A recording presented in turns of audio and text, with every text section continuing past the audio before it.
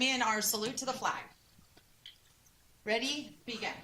I pledge allegiance to the flag of the United States of America and to the republic for which it stands, one nation, under God, indivisible, with liberty and justice for all.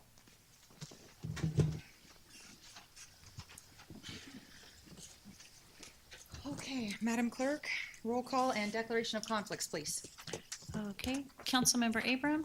Here, and I have a conflict with 8B. Okay. Councilmember Bixel. Here and none. Vice Mayor Franco. Here, calling in from 104 Bilton Place, Chapel Hill, North Carolina. The agenda is posted on the door. The door is left ajar, and I have made a photo and sent it to the clerk. I will be recusing myself from item 8B due to 14 conflicts of interest and 4 assessment districts, Heirlooms 1, 3, Dewar Estates, and Traditions 1. Okay, thank you. Councilmember Moniz. Here and none. Thank you. Mr. Petrakis. I wanted to state for the record that the mayor will not be participating in the meeting tonight because on the agenda, a specific location wasn't put on the agenda. It's a kind of a hotel location. So in an abundance of caution, I've advised her not to participate in tonight's meeting because it could raise issues under the Brown Act of the validity of the actions taken. So that's the advice I gave her, so I wanted to state that for the record. Thank you. Approval of the agenda as posted or amended? So moved. Madam Clerk, motion and second? Councilmember Abram. Yes. Councilmember Bixel. Yes. Vice Mayor Franco. Yes. Councilmember Moniz. Yes. Passes 4-0. Thank you. Ms. Quintero.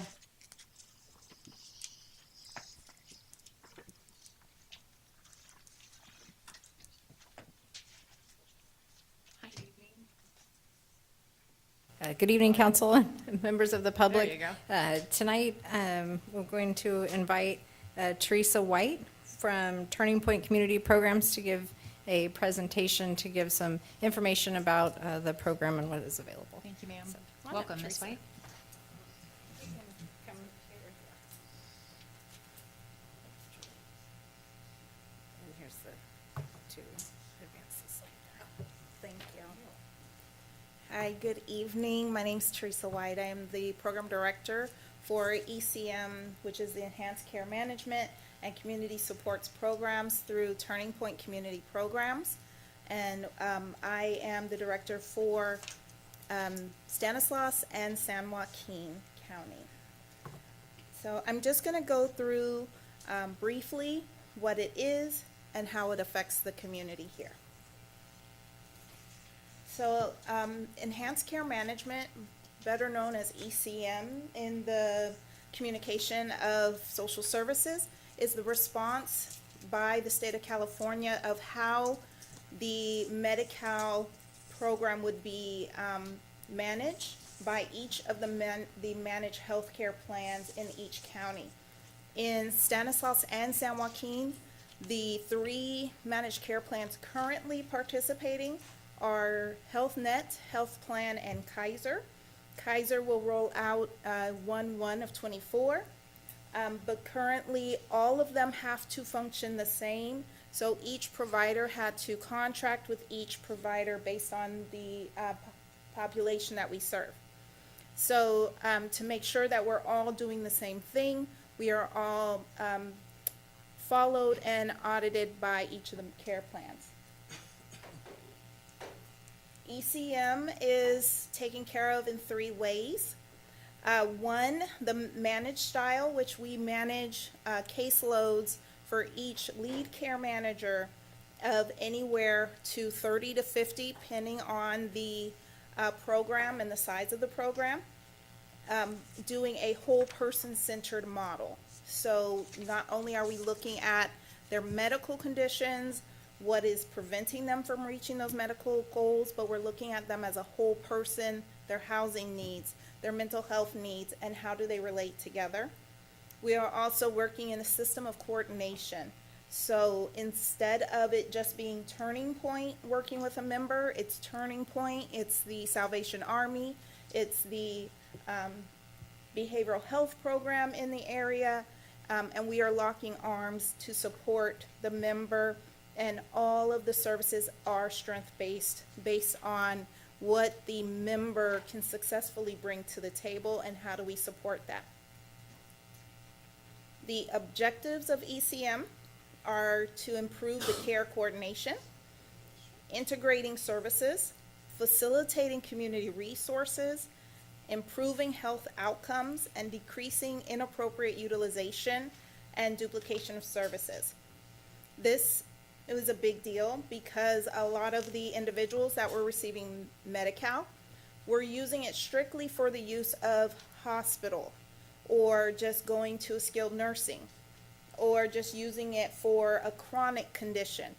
Now the managed healthcare plans are looking at how do we make sure that the individual is taken care of in the gaps.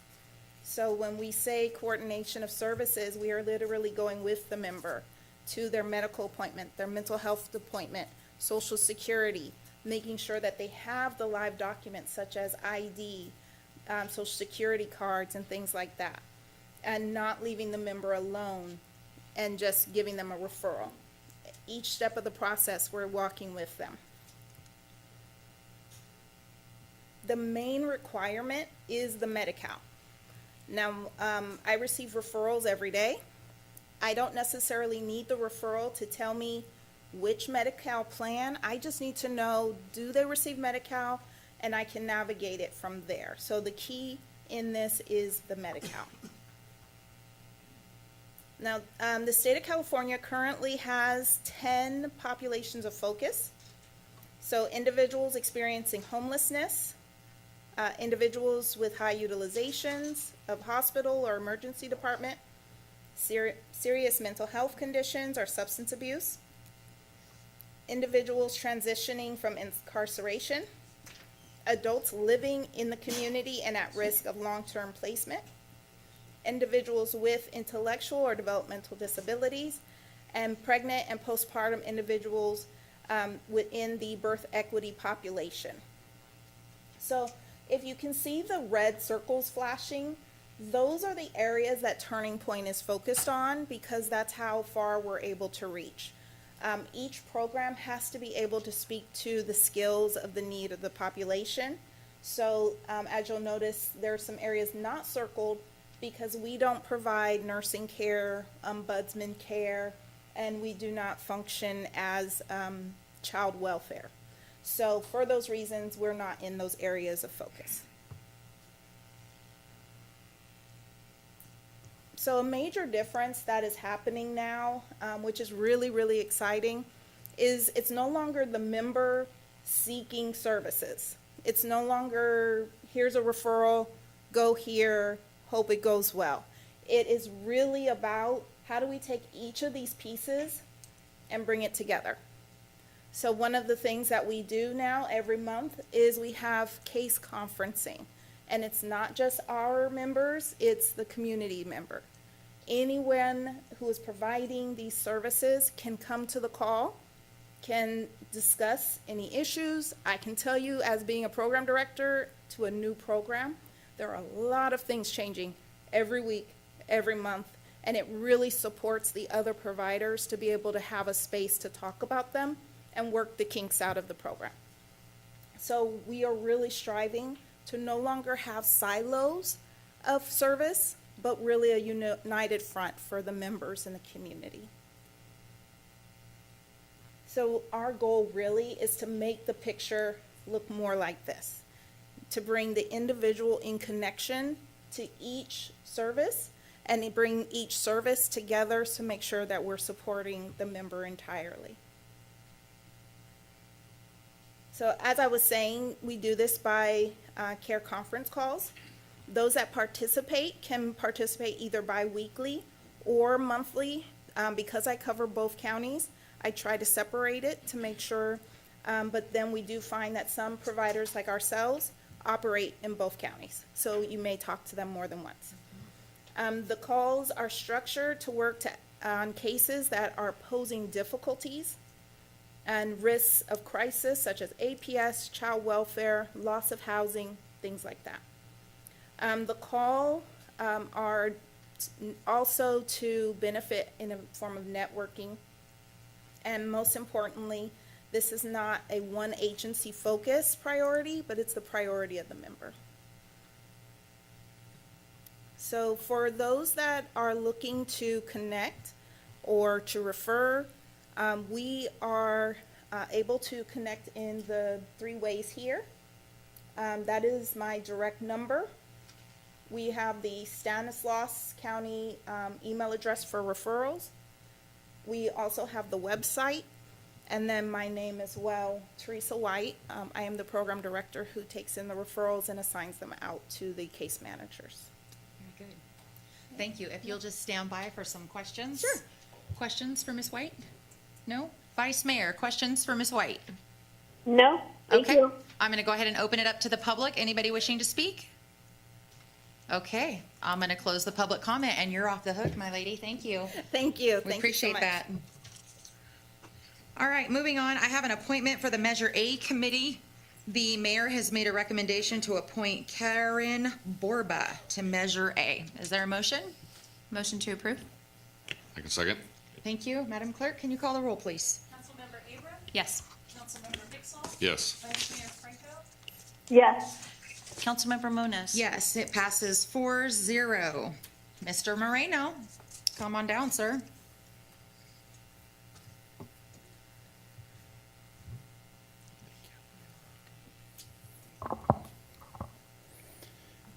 Thank you. Today's presentation, Council, is kind of a high overview of how the city operates as far as its investment programs. Kind of going into the overall boundaries and limitations of what it needs to do. So what we discuss tonight is authority to invest for the city of Turlock funds, investment policy, and also California government code. So starting with the authorities and who can actually take activities and to do things. The first part is you have 2 primary functions of your overall governance and finance department. You have your finance director, but you also have your elected treasurer. So when it comes to your city treasurer, the delegated authority by city council per the government code gives the city treasurer the authority, responsibilities, investments, and decisions and activities. So the objective of that overall position is maximizing investment returns, as well as local and following governance of local and state code. Well, your finance director manages day-to-day overall activities of cash flow and cash needs, but the overall objective there is really about liquidity and cash flow throughout the day. So you can see they have 2 overall major objectives, but they also have to come together. The reason they come together as prime examples, activities we recently had where me and the city treasurer kind of met and talked about different discussions, primarily around liquidity and how I can pull cash on a daily basis. So your primary 2 pulls are going to be like your LAIF and the new actions that we just did for the camp. So the conversation really called around moving some of the money from in camp, but also doing a cash assessment of our Western America account, which is primarily just our day-to-day activities and what that overall activity looks like. So creating a little more liquidity from my standpoint, but also an investment standpoint by using West America as a mutual fund too as well. So you can see that relationship, how the 2 entities have to come together and work together for daily activities as well as long-term objectives. So the investment policy. The investment policy is adopted by council and is assessed on an annual basis. We recently just updated it on June 13th, which is where we brought in the camp. So a new investment program, similar to what we've seen in the past, but given a different rate overall so that we can take advantage of that higher rate, while LAIF is in a lower 3%, where the camp is at a 5%. The overall objective of your policy itself is about safety, liquidity, and return on investment. Again, you're going to see those keywords throughout the whole conversation. So the overall policy is basically adopted by the city council and gives the rubric in which the investment practice, as far as the city treasurer, can actually take activities. So within the policy itself, it actually outlines exactly what the treasurer can do as far as investments, to what extent, to what terms, and to what limitations. So you'll see a list there of approved activities that the treasurer can actually accomplish. California Government Code. So this section is governed by California Government Code 53600-13. through 53608 investment and surplus. What does this do? This is the state code in which it sets limitations and guidelines for municipalities. So your fiscal policy sets your rubric, but your California government code sets the framework of what you can and cannot do. So you have two policies and procedures you actually follow as far as code, but what sets the standard and what sets you can do. So you have more flexibility within your policy. You don't have to adopt the full thing, but you're limited to the state code. So what does this mean? So limitations is a big factor, right? So the government entity itself cannot just invest whatever it like. It has different terminologies in which it needs our boundaries, such as term, type, percentage of total limitations, and actually ratings as well. So some examples of this for the term. So an investment can actually go no longer than 5 years. And you'll see that if you go back to the policy, those limitations as well. And you'll see how this all connects. The next one is type. We can actually invest in CDs, corporate paper, and different avenues, but you also have limitations within those boundaries too as well. The next one would be percentage of time and limitations. So even this, if we're having our money in the bank, we're set on limitations on how much we can actually set of our overall portfolio. So again, setting different limitations on how we actually do things, giving us flexibility on how we do it, but boundaries as far as limitations as well. The next one would be ratings. So this goes around commercial paper. So you can't just go out to any corporate and buy a stock and do whatever purpose you want. You actually have to have a good overall rating. So they keep you by strengthening you within your government paper by saying you have to have at least a rating of 8.1. Okay? So again, this was a high-level overview of how the limitations are set, on kind of the boundaries and frameworks. One, again, starting with the government code and then the adoption of a fiscal policy or the investment policy by the council. Is there any questions? Questions? I just have one quick question. In the government code referenced, and as that compares to our investment policy, the city of Turlock's investment policy pretty much matches the limitations and term limits, and Correct. we don't restrict ourselves any more than what the state is. That's correct. Which is pretty much best practice. I have seen some councils kind of restricted in a sense of the way, especially in the corporate paper, where they only want to see governments or corporate paper that's green initiatives and things of that nature, which limits the boundaries of your investments. So this is a lot more broader and follows the state code. No. Vice Mayor, any questions?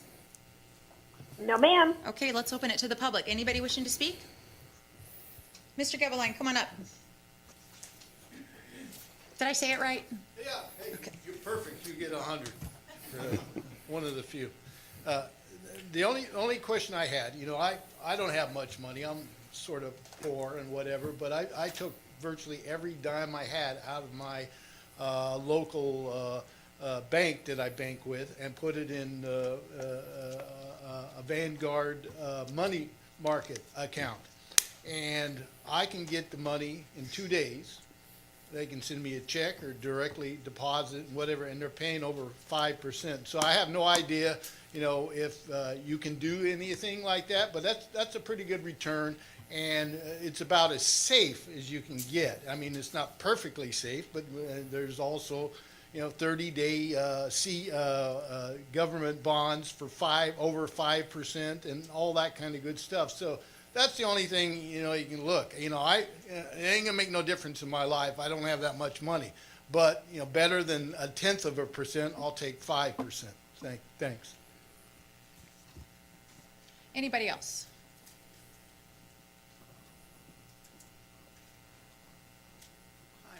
Hi, Bob Puffer. Can we go back to that slide that shows what we're allowed to invest in?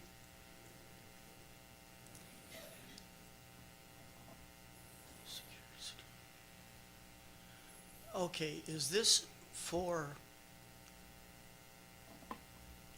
include all the enterprise funds and savings? Are we guided by that also? Or is this just for, our general fund and maybe some of those type of things? And that's nice to see what we could do. Do you have a slide showing what Turlock has invested in which of these areas right now? Thank you. Did you want to answer those? Yes. Please. Be happy to. So the first conversation about money markets, we do invest in money markets again for liquidity aspects and also for the get the rate factor. So we do that. The other one was about enterprise or just general fund. This is a policy for all funds across all city aspects.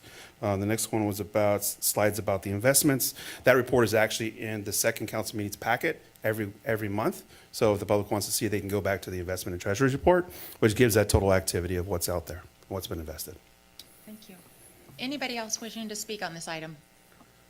Okay, I'm going to close the public comment. And that means you're up, Mr. Petrolakis. Can I just make a comment? I just Sure. want to thank you, Director Moreno, and I know the city treasurer hoping to be here tonight but was unable to. So thank you for addressing this and to really speaking to the distinct roles but the interrelatedness of them and the communication that needs to be there to really optimally handle this. And, you know, I look forward to seeing that report and the new changes that are going to be coming. So thank you very much. Thank you. Please. Thank you, council members. This is a follow-up to our August 22nd session where I briefed the council on potential qualifications for recipients of city grant funding. I made the mistake at that meeting of thinking I had enough direction on the matter, but as I started to work through it, there are a number of issues that I wanted additional council input on. We surveyed the departments and listed in my memorandum to the mayor and council are the basic types of grants that we provide to people. They basically come into the HUD-related grants that you've heard a lot about on the council. The Turlock Partnership Incentive Grant, which is a $1,000 business grant for new businesses from the Economic Development Department. The Recreation for All Scholarship, which is a CDBG pass-through where the city's the sub-recipient, and then we fund family scholarship opportunities for youth and seniors to participate in recreation. And then the Community Events and Activities Grants, which are up to $3,000 grants to local organizations or individuals to assist in putting on events. So the HUD-related ones are, you know, largely federal money. The Economic Development Grant is funded by the TOT. I mentioned the recreation is CDBG, and the community events are general fund money, or at least that was what was represented to me when I surveyed the staff. So we kind of brainstormed this. The first thing was we have a consultant, the Cloudburst Group, that's helping the housing division, and Director Quintero developed procedures and guidelines for the housing division. And so there's a CDBG list basically of documentation that has to be provided to the city, these people who want to be to get a grant. And that I've attached as Exhibit A to this. So that is documentation we're supposed to get from anybody in that realm. I mean, that list itself is pretty robust, and it's listed there. We then, the city staff then confirmed and brainstormed and thought of other possible documentation we can get. That's in the second list, and to try to make it a little easier to review, in the second list, the new items that aren't the CDBG items are bold and underlined font, so you can easily identify those. And so I've listed maybe 5 or 6 issues that arose at going through this process that we'd like some direction on. So let me go through those quickly for the public that doesn't have the memorandum before them, although it is in the agenda package. The Cloudburst consultant tells us that if we create new requirements, when HUD comes in and does their looky-see audit at us, we will be held to the local requirements that we impose on ourselves. So we're accountable for those added standards in their next monitoring. So, you know, this probably would require some additional staff training and oversight efforts if we add things. Secondly, there was a concern expressed that the comprehensive list is rather lengthy in Exhibit B, and it could prove to be a disincentive to applying for grants, especially the grants that are more modest size. So the council may want to consider a more streamlined list for these smaller grants. It was interesting that Cloudburst told us that the CDBG grants there isn't any sort of modified list for a smaller grant. I mean, in that Exhibit A list, you're supposed to provide all that information. The exhibits assume that the entities seeking a grant are nonprofit corporations. I just point out that not all grant recipients are nonprofit corporations. Some can be for-profit businesses or even government entities. I mentioned that our recreation division is sort of gets CDBG money and then uses that for one of their grant programs. So in that case, we, the city, are the grant. I always forget, I'm supposed to say recipient or subrecipient, and then it's used for that grant program. This is another little complicating factor, is that not all not-for-profit entities are nonprofit corporations. You can be an unincorporated association and be a nonprofit, so that the exhibits are set up as if they are nonprofit corporations. So those would have to be modified, for the other kinds of entities. There's also a tension. I mean, the new entities starting up may have both the highest need for funding, but also the most difficulty in providing the documentation. So the question there is, does the council want to consider a different documentation threshold for newer entities? And then we would have to define what that is, somebody that's been up and running for X number, 3, 4, 5 years. Also, some of the, to complicate it further, some of the grants go to individuals, not any type of entity. That is especially true, like the home rehabilitation grants or forgivable loans we make. I noted at the beginning, really a grant, it basically comes in two flavors. It comes in a grant, which is an outright cash gift, or it can be a forgivable loan, which is common in the HUD space, where there's a documented loan, but if you meet the requirements of the loan, which often is keeping a property, for example, affordability to future buyers, something like that, that loan would be forgiven. So that's, it sort of transforms into a grant. The last item was that I think that if we go to the more robust list, I think we may want to distribute it to people that have applied for grants in the past and any other interested parties to get their input prior to us finalizing it. So let me stop there and take a breath and answer any questions. Questions for Mr. Petrolakis? So I want to first say thank you for your memorandum, because it was very thorough and it really considered all the different nuances. So thank you for that. But could we consider having, a different high dollar threshold where we would do something for CDBG or HUD funds beyond a certain high dollar, and then have a different threshold or a different set of criteria for lesser grants? I think generally you can have different criteria for different thresholds. It is an interesting question. If it's federal money, and we would just have to confirm that we could do a threshold there. As I noted, the consultant says HUD itself doesn't have such a threshold. I think if we're imposing local requirements, I think we could create that threshold, which then would be what we would be held accountable for in the monitoring, but we would have to check that. But I think you did say that it's. I mean, we have the ability to make the rules to a certain extent, correct? And you're correct. Held to that standard, right? Correct. Vice Mayor, any questions for Mr. Petrolakis? No questions, I have comments. Okay, so I'm going to go ahead and open it up to the public. Is that all right? Yeah. Thank you. Anybody wishing to speak on this item? Okay, I'm going to close public comment. So what exactly are you looking for from the council this evening, Mr. Petrolakis? Well, I think what I'd like is on Exhibit B, what do you want the more robust list to look like? If you want a more robust list, which of the bold underlined items in B does the council deem reasonable to request of entities? And then collateral to that is, do we want a dollar threshold where, The economic development grant is a one-time $1,000 grant. The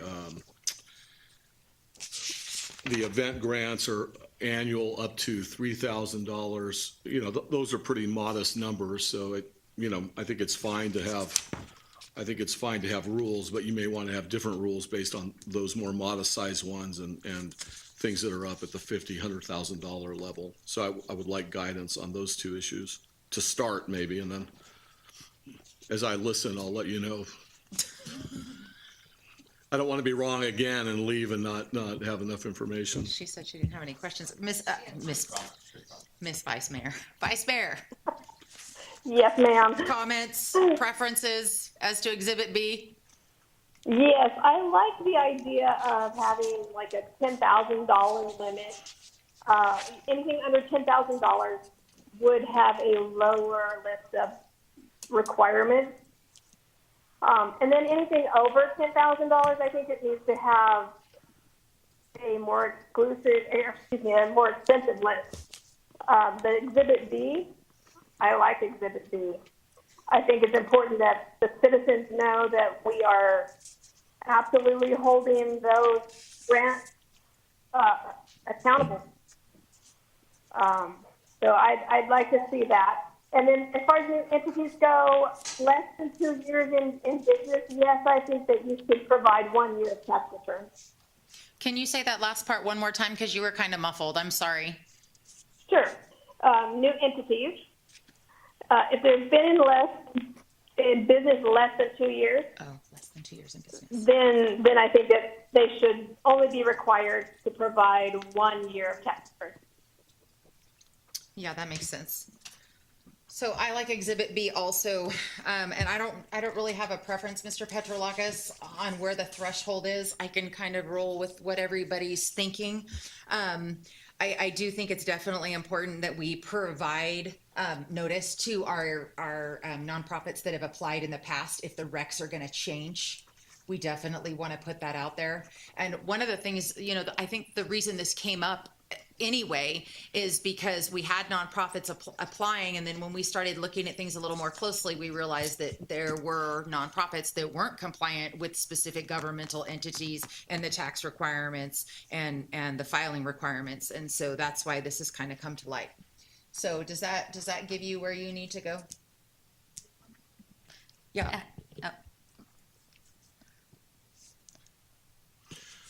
So I guess, is there general agreement that Exhibit B is appropriate in its entirety for high dollar grants? Let's do that. And see. Okay, but wait, what's high dollar? Well, I'll let's give not you my worry. opinion on that with some other Okay. colorful things. So I echo the Vice Mayor's suggestion that, anything over $10,000, we can require maybe some reasonable things. I think, in my opinion, that would make the new business grant, the community events grant, even the CDBG public service grants. They already have their own lists that look for specific documentation because, a new business, you need different paperwork. We're making sure that the business is in Turlock and it's meeting certain requirements for the events. They have to submit their receipts. So there's already kind of some structure in there that if we would like to evaluate each of those separately, I think we can. But I'd like to stick to this conversation for over $10,000. I have some concerns about what's listed on Exhibit B. Especially when it comes to tax returns and compensation. Certainly in the spirit of being good stewards of the taxpayer dollar, transparency and looking at all of that is important, but I question what we're going to evaluate these nonprofits on. Like, what level of compensation is appropriate or not? Are we expecting city staff and commissioners and council members to be, auditing the financials of these groups? So I have some concerns about requiring that. I will say the item on here that is added in Exhibit B that I will, absolutely support is the Levine Act, because that's helping keeping, the dealings between nonprofits and elected officials all transparent. So I would go in favor of Exhibit A, if we could stick to that as closely as possible, with the addition of the Levine Act. Councilmember Pixel, comments? Vice Mayor, comments? No, I already have it set. Thank you. Okay, sir, anything else? Well, probably. We did, okay, so we got that, we got so I'm gonna have to come up with a separate list for-profit corporations, for example, right? And I don't know, I mean, I will check, maybe in the low-income housing, we have some for-profit developers. Personal opinion, I think, if you're a not-for-profit, you're sort of live in the world when you get to a certain size that your tax returns and your compensation of your highly paid, employees are public, on your 990. So that in that world, I think those requirements make sense. I think it's aggressive for the government maybe to ask that of for-profit entities, right? Because those are kind of usually pretty closely guarded, by entities like that. I mean, I guess they show them to the bank, so I guess if we're the bank, we could do that analogy. And they would have to be kept confidential. So I'd like to know if people feel any yes or no on that for for-profit entities on the tax returns and the compensation. Do we know what other municipalities require? What's that? Do we know what other municipalities are requiring? Well, these are all things we're adding, really. So I'm not sure that I didn't look I didn't look on that. I figured we were path breaking probably. So Could Cloudburst give us some insight on, because if we're talking about over $10,000 in Turlock, that's falling under the federal monies most of the time. So could we ask Cloudburst what they have seen? yeah, we can. I think in the context of if we have for-profit low-income developers, that they might know something. I mean, I think their comment in general was, well, what are you trying to get at with the requirements, right? And so I think that, but we didn't ask that particular question, so we can do that. And it seemed like there was agreement maybe on. I think Councilmember Franco said for new entities, maybe 1 year of tax returns, and so, but they'll be. Well, is 10,000? Is that the breaking point I heard basically? That would be my breaking point. Above and below 10,000. I think that's good. And so, do you want Councilmember Franco, for example, gave the break on the under 10,000, I think, or new entities only 1 year of tax returns, right? So, for newer entities, do you want me to come up with something that loosens it up a little more than that or not in terms of what we require of them? I mean, I want to make sure that we're not disincentivizing anyone from trying to do good with these grant funds. If they are, a new entity and they can't show 2 years and we feel like they're worthy of the grant, I think having a different standard is fine.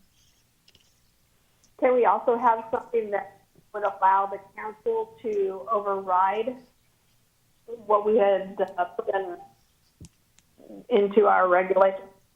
Like an appeal. Yeah.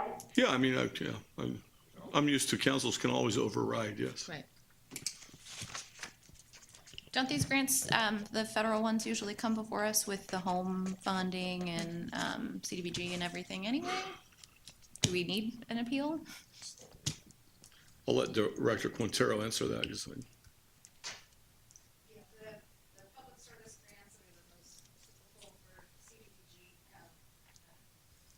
come before council. There's a CDBG selection committee that then makes a recommendation, but ultimately those contracts come before council.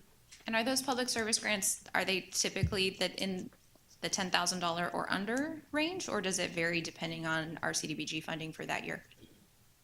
It will vary depending on the. CDB, sorry.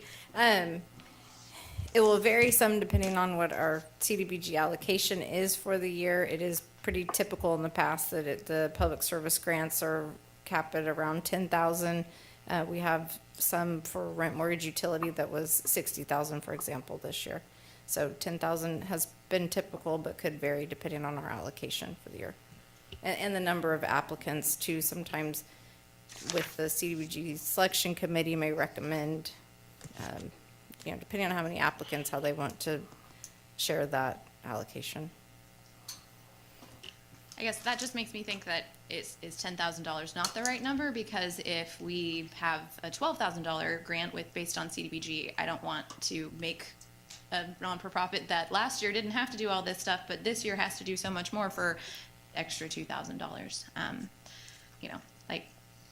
Like I said, the memorandum said there's lots of nuances. This is there's a can of worms here. Pandora's box. You said it, can of worms. Well, I mean, we need to find the narrow path between the proper amount of oversight and not making this harder on everybody else and ourselves to administer. And so, I don't know. Maybe higher is more appropriate, and just not even considering the public service grants and things like that year in and year out we are pretty much seeing the same service providers that are. I guess one thing to add to the question of the amount is we have had times that we will have the same entity receive multiple grants for different types of services that they're providing also. So you could have someone that has 10,000, so that they're different programs that they're administering, but the same same entity is receiving, say, 20,000 because it's 10,000. You realize you just threw I another know, I'm nuance in sorry. there, right? I just wanted for full disclosure, but didn't want to complicate it. For sure. United Samaritan does it every year.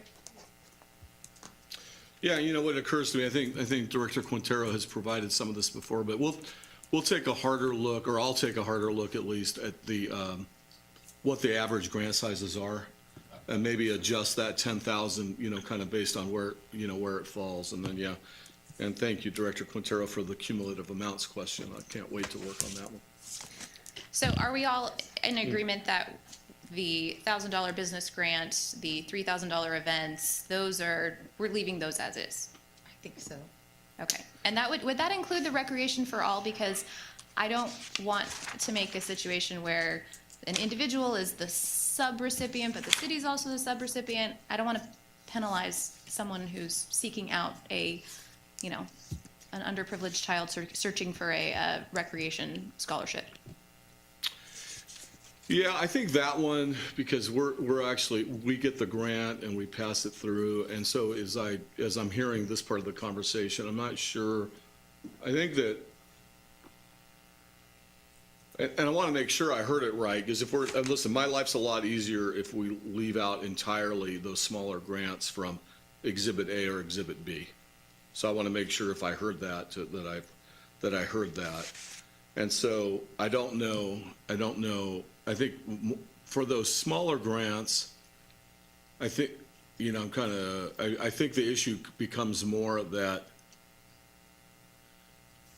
nobody's being sort of given money they shouldn't get. And I didn't really look at the qualifications for those grants that much, so I don't know what we do get on those right now. I mean, I don't remember. I mean, I think I was sent the information, but I just, what I recall is pretty streamlined application process for both the economic development grant and the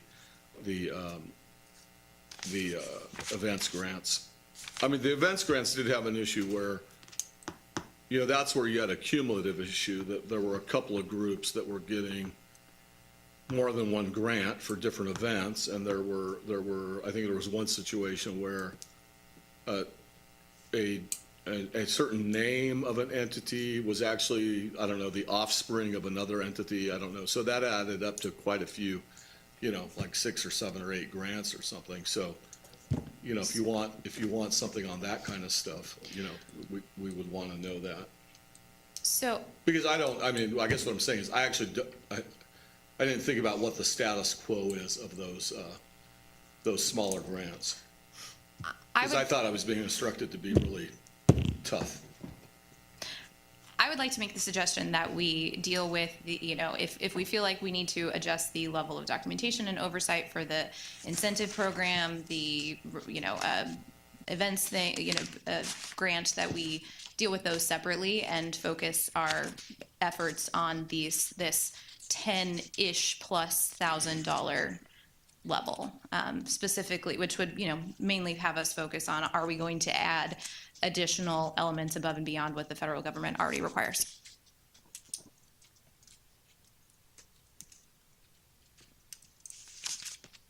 Are you satisfied? I felt better a little while ago, but yeah, I'll be satisfied till, I come back to you a third time. But yeah, let's give it a go and see what happens. Okay, thank you. I'm gonna move on. Councilmember Abraham, you have a briefing. You're up. I do have a briefing, and maybe briefing is not quite the right term, but I'm hoping this evening that the council can have a discussion on our interest in developing a policy that would allow members of the public to remotely participate. So it's been the practice of the council for several years to only allow public participation for the people who are in this room, those of you who came on the right Tuesday at 6 o'clock at the right location. I think that practice unnecessarily is limiting the public's access to this council. And, it's leaving out people who work in the evenings, who have transportation issues, who have physical limitations that makes it hard for them to be here. I think the city has done great to continue to have these meetings live streamed, but passive viewing is not as good as active participation. Many local cities and jurisdictions have provided for some means of remote public participation, and I am aware that some of our neighbors to the north have had to pull back on that a little bit because there's been bad actors, and I think that that's a sign of the unfortunate truth that we all know, that there's always going to be people who take something good and use it for ill purposes.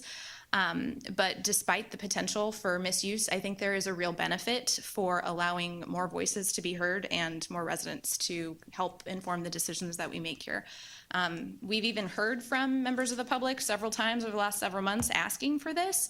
And I'll just add in my last point that, we don't have to be talking about Zoom specifically or similar type technologies.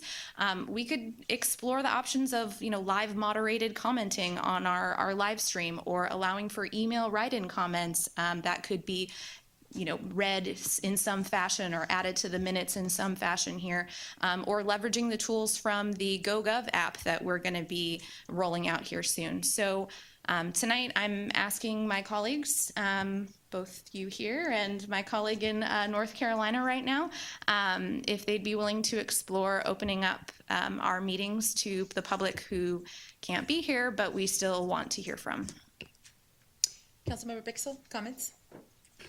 Well, I think we have heard from multiple people that it would be nice to have other avenues to interact at meetings, and I think that it makes very good sense to explore that and to make it, something that streamlines, something that can be somewhat monitored. Like you said, mentioning neighbors to the north, there have been issues with bad actors, but I think until we're confronted with that, I think it's worth exploring, certainly. Vice Mayor, comments? Well, last week, both Modesto and Ceres had to shut down their Zooms because of hate speech, anti-Semitic, bigoted speech. That's really degrading and not something that I want to even think about. Both looking into Zoom policies, and call-ins, they're just hard. Both, sorry, there's an echo. Both Councilmember Moniz and I, when we first got onto council, we were both on Zoom onlys, and then no member of the public could be in the chambers. They were just Zoomed. And it was very difficult because we would spend hours of time. People would not give their names. They would not have any we wouldn't have subject matter jurisdiction over what they were saying, and we couldn't cut them off because that would be wrong. It was very difficult to conduct meetings that way. You are much more able to be rude and argumentative and disrespectful when you're talking on the phone and you're not face to face. The county board of supervisors doesn't do Zoom. The Turlock School Board doesn't do Zoom. TID doesn't do it. Planning Commission doesn't do it. Neither the state of California nor the federal government does it. I just don't feel like it's something that we can do. We've already had to shut down one meeting because Zoom did not work for us. And I just don't believe that right now, until we have a better IT system and we get a little more clarification as to how we can shut down hate speech, I just don't see us being able to do it. Thank you. And sure. Hold on. Well, I think one thing that could certainly be explored in the same fashion that we have a blue card that people fill out that want to bring up a question, why couldn't we have an email system instead of a blue card for those that are not here? I mean, that is viewed and reviewed before it's discussed, right? And if it's not appropriate, it's not brought forth. Is that correct? Well, I think, Mr. Petrolakis, correct me if I'm wrong, we lived through this before. We can't insist on knowing people's information and their address. We can't even verify that they're Turlock residents. So if we require them to fill out an email and they don't do it, we can't not let them speak if the forum is open that way. No, but my question is, the blue cards that you have in front of you. Yeah. Does that ask for a name and address and where they're from? And It who they are? does. Okay. But if they don't put it, we can't not let somebody speak. Right? So like, here's a blue card, name, address, phone number, but the only thing that's on here is a name and what this person wants to talk about.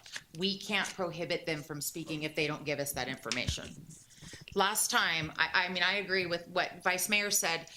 When we first got on council, we were here till midnight and we had people would dogpile on meetings. And then we would find out after the fact that they don't even live here. They're from the Bay Area. It was crazy. It was really tough to get through. So I would say if we're gonna, I'm not interested personally in entertaining this, but if we are, we're gonna need a lot of safeguards and a lot of, I don't know, checks and balances, but you have to be so careful that we don't violate the Brown Act.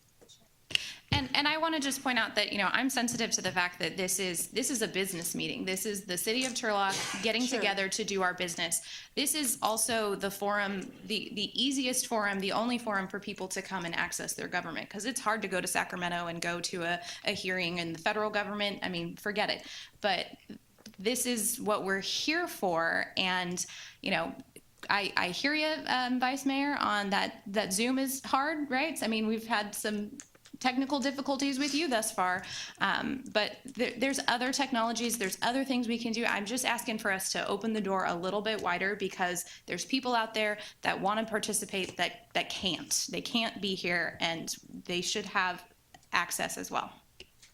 Okay, let's open it to the public. Who would like to speak on this issue? Come on up.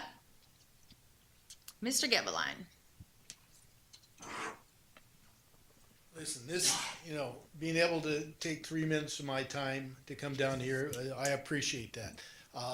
Can't do it in Washington, D.C. Even if I was there, they wouldn't let me speak in front of a meeting. Now, they have C-SPAN. You can call in, and anybody can say anything on those things and whatever. That's the big thing. I don't think there's anything wrong with Mr. Bixel said about emailing in a speech. That's what a lot of when you watch C-SPAN, they let people text or email a question or they make a comment or whatever it might be. But you don't know who it is, and you don't know, as you say, you don't know where is it. You don't even know. Do you guys know that I live in Turlock or not?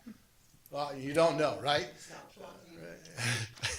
I know he does, but But nobody knows. Nobody knows if any of these, Right. people are in here or, Sure. are doing that and that type of thing. So it's, you're taking on a can of worms. I mean, they've had city hall meetings where people from every county and every place all over the state goes in because they don't like this person and all that kind of good stuff. That's the sad part of what's going on. I mean, you go back 10, 15, 20 years, there was none of that kind of problems.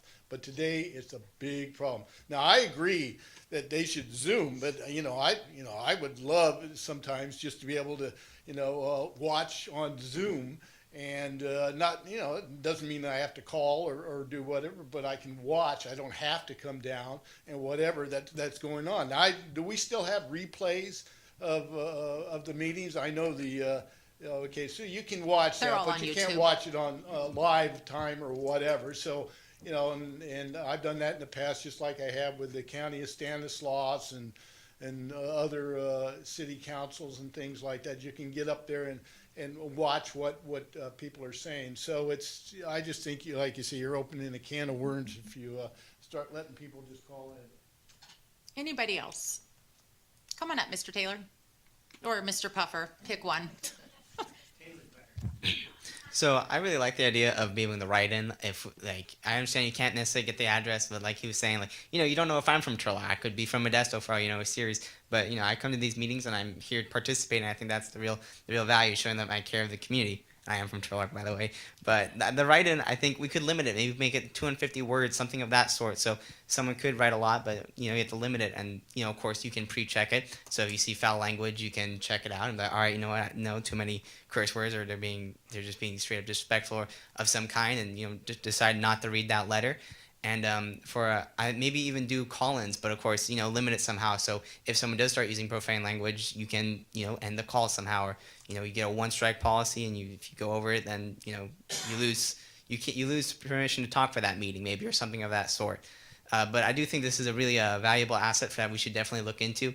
I think the more communication and the more participation we have in local government, the better. And then everyone will get better results from everything going on within the community. Thank you. Thank you. Mr. Puffer?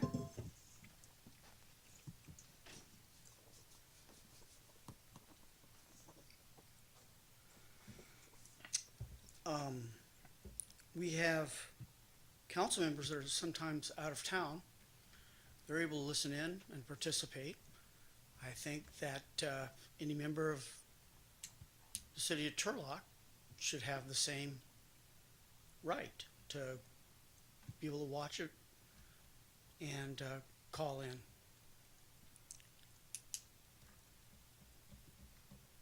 Thank you. Anybody else? Come on, Miss Coftinall.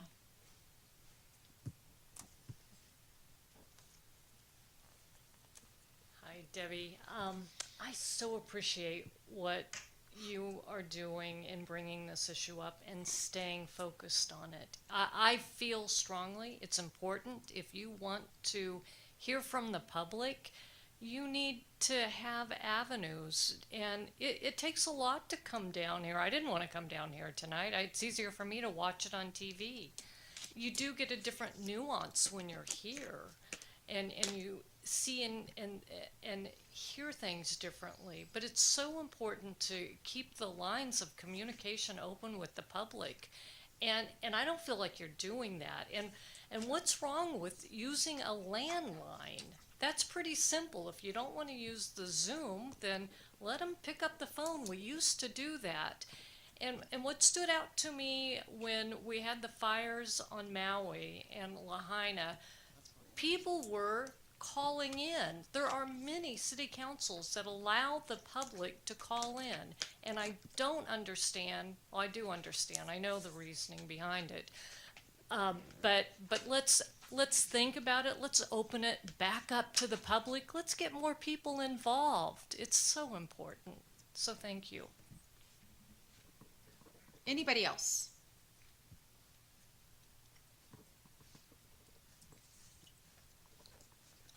Good evening. I'm Mary Jackson, and I can remember when you had to state your name and your address. And there's a lot of things that can be discussed and talked about with this. And I'm going to start with, I'm going to use the H word because we have two members who are using teleconferencing or Zoom or a phone call or whatever that are elected officials, but you're telling us that it's not okay for members of the public. And that's not okay. I think the people who have asked for this and the people who have spoken before me have all made really important points. And the whole point is there's a lot of different ways to look at it. I'm going to go back to what was talked about at Ceres. There were negative, racist, and degrading hate speech in person. There was someone and I'm not going to name the person but they were I believe censored or not allowed to speak for a while. There can be a process put in place. There can be rules to follow. I love the mute button. The mute button is amazing. And it's also, you can turn it with your cell phone, with a Zoom meeting, with whatever you're doing. So I'm not speaking as a school board member, but during the pandemic, we had people on Zoom, and the majority of the people did not lie to us. They were honest. We did have someone with an email was sent in. We took emails. They were read. So here's what I'm proposing. For example, my friend Julie Fox, who's been here for about 2 or 3 years since the pandemic, can't make it tonight. She's been asking. Her son is in town. He's from out of town. He's in college. And she's like, this is my topic. And so she could have called in when this went on the agenda and made a comment. My daughters would love to talk to you.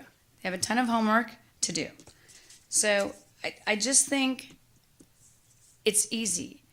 You have 2 people working there. They could have access to the white pages. You could have access to voter registration files. I'm sure that our register of voters would give that to you for this exact reason, to check to make sure someone's there. You could have them turn in comments before, which is what we used to do at the school district. If there was a deadline at, I think, noon, or I think it was at 5, the day before, then someone would check them and read them and make sure that they were appropriate. So I think there are a lot of things that can be done. I'm a little confused about why this was presented by Ms. Abrams, but I thought you did a great job. I wanted to commend you. And I wholeheartedly want more people here.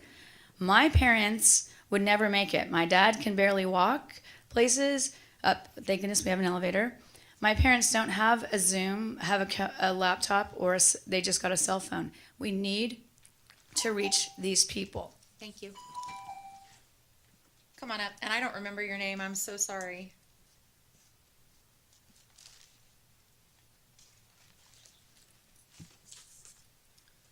Robert Delina. Delina. Yep. Thank you.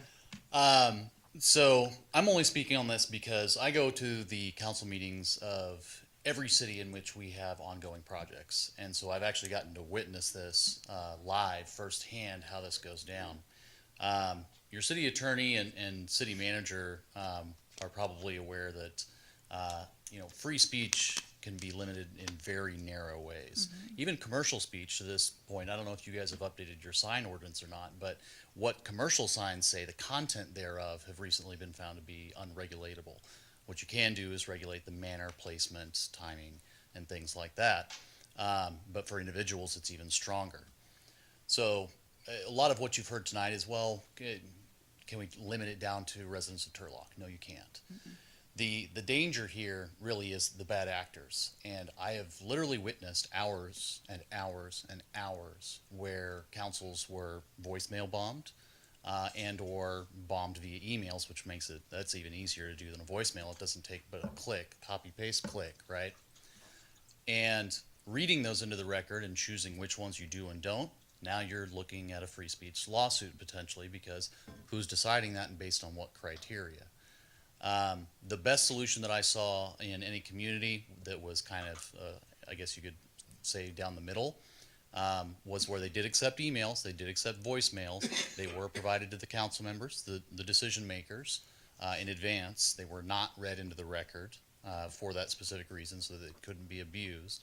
But the decision makers got to read and or listen to all of the voicemails, and then they were also publicly posted on the website so that the rest of the public could benefit from their feedback as well.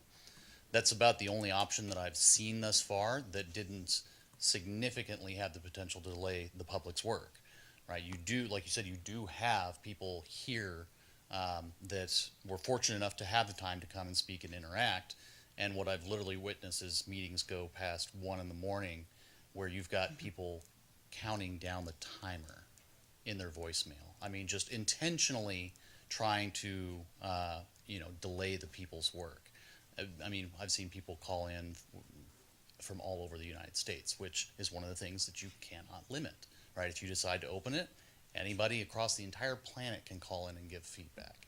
So it's a noble goal with a lot of gotchas, a lot of catches. But I just wanted to throw that in there because I have seen this play out in other communities already. Thank you. Thank you. Anybody else? Sure. Come on up.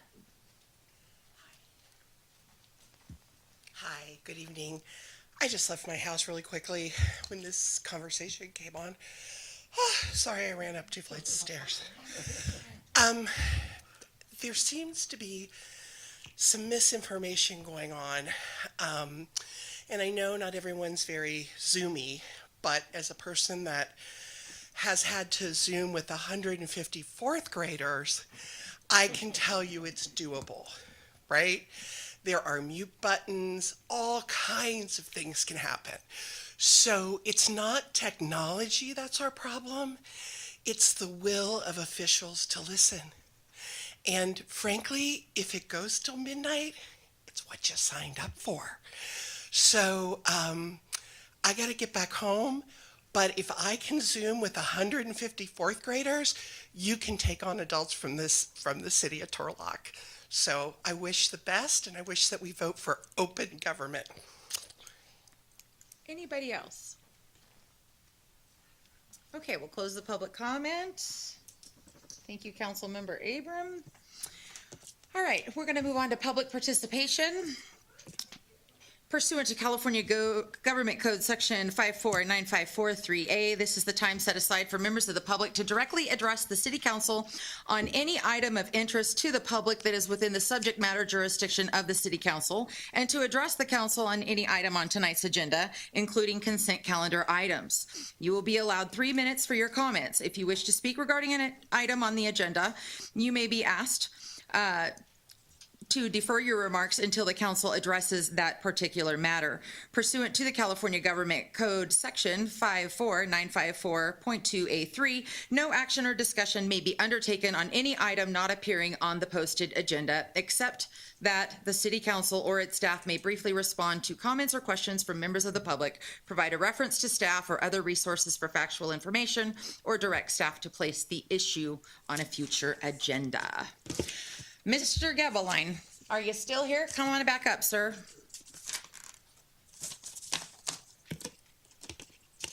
John Gebeline, 1891 Linda Vista. I just want to say a word about fentanyl. Fentanyl is a humongous, killing tens of thousands of people every day. Now you say, well, what are you guys going to do about it? Well, I've taken fentanyl about a dozen times in my life, but it's a legal drug administered by doctors and everything else. And every time I've had it, it's been when I'm doing a colonoscopy or an endoscopy. It's a wonderful drug that doesn't put you out. It just sort of gets you in a daze and all that kind of good stuff. Now, not something that when you're done with it that you feel that good about it and whatever. But what's happening in today's world is not overdoses, it's murder. What's coming over the border, almost all of it's coming over the border and everything, and people are buying laced drugs, laced ecstasy, anything you can think of, hash, pot, anything like that. But it's mostly for illegal stuff that people have gotten off the street or they've ordered over the internet, Viagra, that type of thing. And but it's mostly for people who are taking pain meds and things like that. But people are dying left and right. And the only thing I wanted to say is that, there's nothing you guys can do except, warn people not to buy anything that they can possibly get legally. and everything else like that because they're taking their lives in their hands. And these are not overdoses. These are pills and things that have been laced with drugs, and the cartels are murdering us. Thank you, Mr. Gebeline. Michael?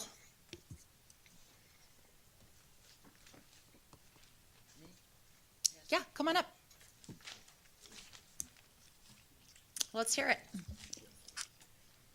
Thank you to A&E, Channel History Channel, and Disney. Booked season number 2 on A&E. My wings came from Spirit, my Spirit store, and was smart. And I was smart and final in a safe way. My florist everywhere came from FFA. My love for, honestly, happy birthday, Mr. President. I'm 39 years old, and you have my vote. Activity directors everywhere, Capitals, NAAP, resident councils, President's Day is my favorite holiday, and that's technically every day. Teens that challenge need Teen Challenge, discipleship program, hello, that's in every U.S. state, USA. Families everywhere, I have my rank of life, class, and my family merit badge. My homelessness came from home, and home on the range. By him, like the Star Spangled Banner, bunt that, angels fly over. My favorite branches are that over. And add yourself as president, and that's every day, MRS, Michelle, Arizona, Flagstaff, and you're everywhere, Verizon, countries, everywhere, which are over, only allied, and a B of A. Attention, and fall. Autumn, but not this wall. History Channel knows press releases, Modesto B, Turlock Journal, New York Times, and journalism and journals everywhere. Michael's everywhere. Where do I have a love for laws? Everywhere in Stanislaus State, Stanislaus. My troop is 22, Title 22, and OBRA, Nimbus Budget Reconciliation Act of America. I have workforce and A+++, and that's my alibi. By the way, I praise the day that today is Tuesday, October 10th, 2023. My American Resolve number 12 in just 5 minutes or less is more life of Christmas. This Christmas, every day, world peace was declared in 1947 and was pressed and released. Mayors everywhere, and Mayor here. Thank you, MRS, Mrs. Mayor Amy Bublak, and Veterans of War. Thank you, Michael. Mr. Delina.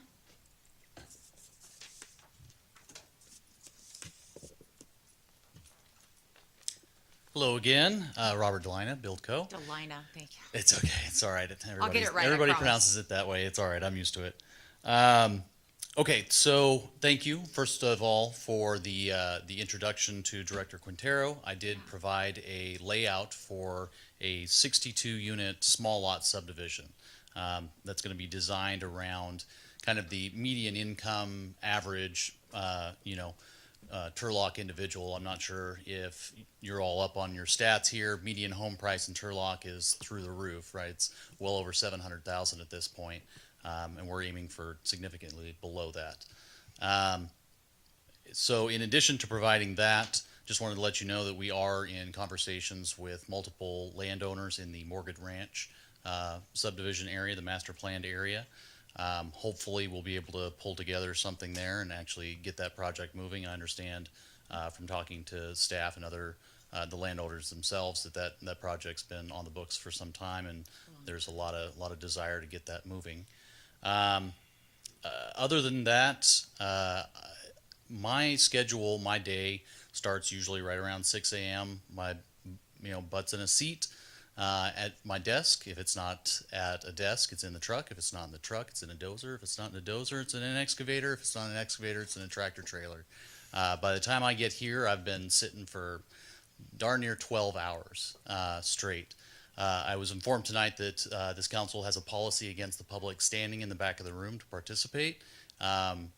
For me, showing up to these council meetings, I usually stand in the back for that very reason, because my butt hurts and my back hurts. I've been sitting all darn day. So if there's any wiggle room in that policy, I'll tell you, me personally as an individual would appreciate it. But that is all. Thank you. Mr. Treeweiler.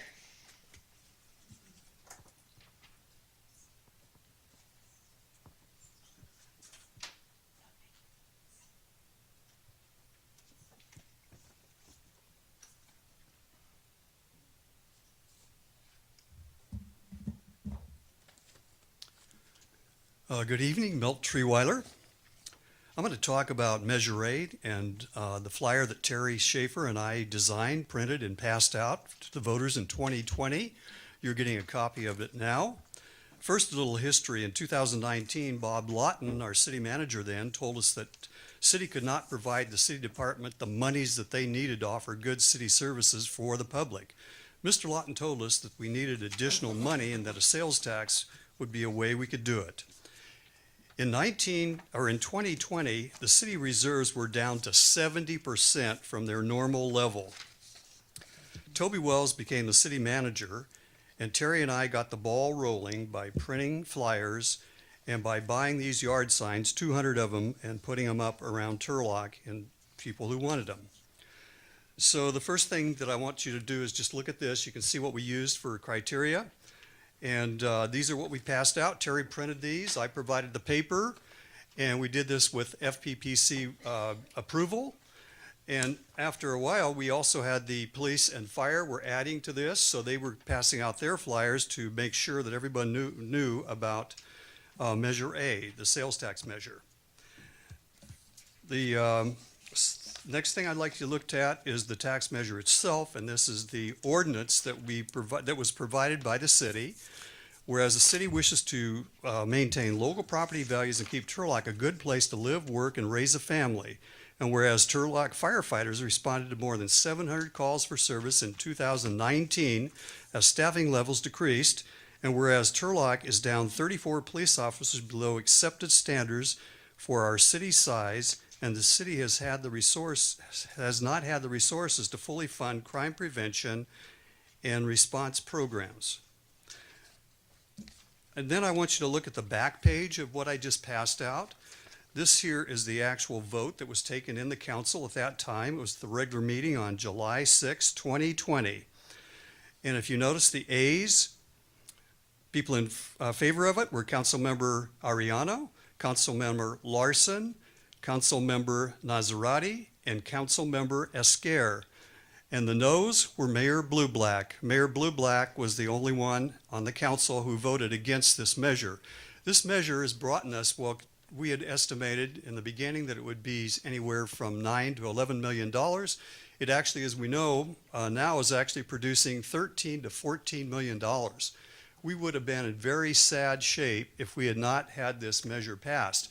And it passed. 80% of the voters voted in that election, and it passed with a 57% vote. So it was very successful, and it saved us from going into bankruptcy. So I thank everyone who voted for Measure A. Thank you. I don't have any more cards. Did anybody else wish to speak?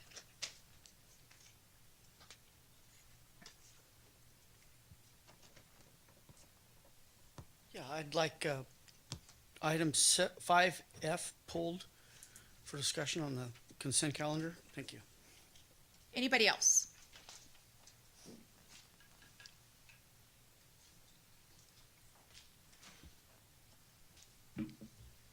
My name is Jacob Joseph.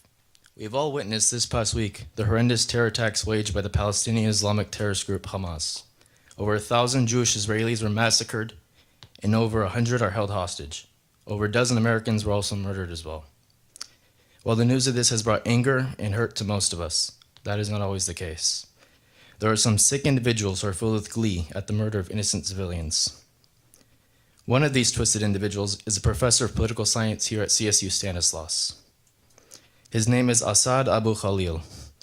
He has publicly thanked Hamas for the so-called victory of massacring innocent men, women, and children, saying that he has recovered him from the complex of defeat. He has called the terrorists armed volunteers who have erased their people's humiliation. He said a day after the attack, I quote, "Yesterday was a turning point in our long struggle with the enemy," saying as if he's some sort of Hamas spokesman. He retweeted a photo of people running from terrorists at a concert where people were fleeing a massacre, where 170 people, or 270 people, sorry, I believe, were killed, saying, "Look who's running now." He's also tweeted, "If this is what happened in Gaza, enemy, do you know what is preparing for you in Lebanon? Allah knows. The enemy knows and is afraid and terrified." He has let his hatred of America be public, saying, "I wonder why Arabs detest the U.S." He's also an admirer and personally knew a terrorist who had previously hijacked American airplanes and called him a great influence. This vile anti-Semitism was previously called out after he tweeted that Israel would lock up Arabs during the pandemic, no doubt an attempt to incite violence. The university, in response, said that they could not fire him because these were statements made as a private citizen. However, we know that if this hate was directed elsewhere, he would be fired like so many professors have throughout the country. And he's also said this in the classroom because there are multiple reviews on Rate My Professor saying that he has made his bigoted views clear there. Also, he posted a flyer to his over 150,000 followers previously, promoting a pro-Palestinian protest right here in Turlock, where marchers are depicted armed with rifles. I request that you, the council, pen an open letter to the chancellor of CSU Stan, demanding that he be immediately fired, or the city of Turlock will sever all ties and refuse any future cooperation with the university for as long as they employ a terrorist sympathizer. That is all. Thank you. Anybody else? Come on up. Welcome. Good evening, council and city staff. My name's Abby, and I'm a representative from Assemblyman Juan Alanise's office. And I just want to real quick provide an update. We got 2 bills signed today by Governor Newsom. The first one's AB 243, which provides address confidentiality program for child abduction survivors. And then we also had AB 255, which guarantees priority registration for first responders at California State Universities and California community colleges. Out of the 5 bills we sent to the governor, all 5 have been signed as of today. And if any constituent or resident of Turlock needs our assistance with state agencies like EDD, DMV, Franchise Tax Board, please feel free to contact our office. We do mobile district offices in Turlock every month, and we are here to support the community. Thank you. Thank you, Abby. Anybody else?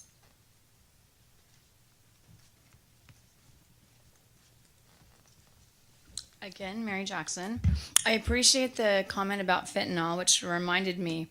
The Turlock Unified School District is having the Family Resource Center is presenting an information night about fentanyl awareness and support for substance abuse families. The information night is this Thursday, the 12th. It's at Turlock Junior High School, which is on Walnut. It starts at 5:30 to 7. I think it's extremely important for parents to be aware of this. I've attended 2 of these nights. Ours is not going to be as graphic as the one in Ceres was, which it actually showed the Ceres police officer's office camera, or his camera, which showed a man who had to be given Narcan at the McDonald's on Hatch Road 3 times. It was extremely difficult to watch. But I think there's a really good video out that has 3 parents that come and speak, and I believe these parents are going to come and speak again. I think sometimes people think it's not going to happen to us and it's not going to happen here, but it is happening here. And the more you know, the better it is. Narcan is at every school site for a reason. And so I just want to help make sure, again, people know that there is a fentanyl awareness night this Thursday, the 12th at 5:30 at Turlock Junior High. Thank you.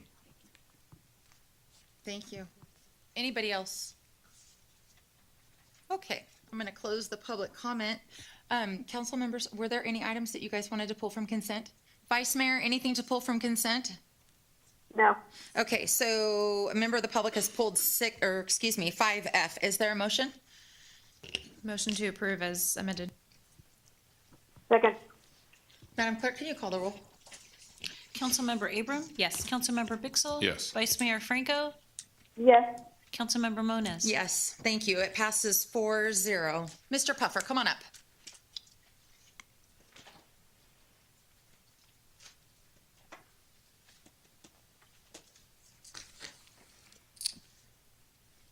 I guess my question on this is, it doesn't say how many people are being employed on this thing, at least to cover. And $364,000 for an unarmed private security for one building. I'm sorry, 2 buildings. And what's wrong with the security we have at City Hall right now? And there's no way to use existing personnel to do the security at the Roger Center. Thank you. Thank you. Anybody else? Okay, we'll close the public comment. Mr. York, can you answer those questions, please? Hello, there we go. I believe I can. So a couple different questions, hopefully I get them all here. So the Transit Center does not currently have security personnel employed by the city, so we don't have other staff that would provide those services in lieu of contracted personnel. We've had contracted personnel at the Transit Center since it opened up in 2018, actually when it was dedicated and the contractor pulled their security staff off. We've had contracted personnel there ever since, so we don't have city personnel for that. As far as, I believe the question was, what's wrong with existing personnel? This action isn't being taken because there's something wrong with the existing contract. It's just the existing contract has come to an end. So the city, or will be coming to an end shortly. So the city went through a competitive solicitation process for a new contract. The existing firm, the incumbent firm, actually submitted a proposal. They were interested in continuing those services as well. They were one of 12 firms that submitted proposals, and then an evaluation committee selected one that they felt was the best for the new contract, and the new contract was for a 3-year term. As far as the cost, I think there was a concern about that and why it costs so much. The city outlined the minimum requirements that we would need at the 2 different facilities, which is the City Hall here as well as the Transit Center, and then we received costs to provide that service. And so the fact that it was competitive in nature, there was a relatively good competitive range between the different proposers, and pricing was about 20% of the overall score, and the staff report outlines what the different scoring criteria was. But the pricing that was provided by the selected or the recommended firm was not unreasonable, given the pricing that we saw from the other firms that were submitted to as well. So I believe that answers all the questions. Thank you. Sure. Mr. Treeweiler, I closed public comment, sir. That's okay. What's the will of council? Motion to approve? Second. Madam Clerk, can you call the roll, please? Councilmember Abram? Yes. Councilmember Pixel? Yes. Vice Mayor Franco? Yes. Councilmember Moniz? Yes, passes 4-0. Thank you. I'm blowing it and you guys are co-signing. You'll let me skip number 4. Can I get a motion?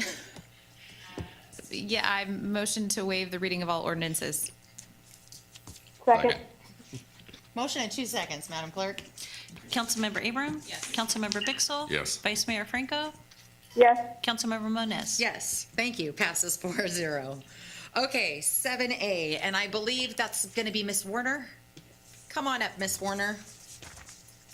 And we also have a green sheet for this item, just so everybody's aware, and I think they're on the back table if the public would like a copy of that.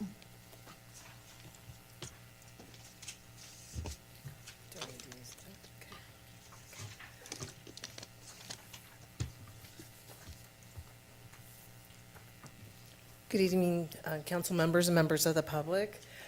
Tonight is a request from a developer for Plan Development 282 and a rezone of a property, the rezone 2023-01 for Nivell Restaurant. The property is located at 309 North Center Street and 311 Mitchell Avenue. It's zoned transitional commercial, and they are requesting it to, for Plan Development to Plan Development 282. The site is it used to be the old Jura's restaurant that burnt down. But the property owners have submitted a new application to build a restaurant. So this is a site plan of where the property is located.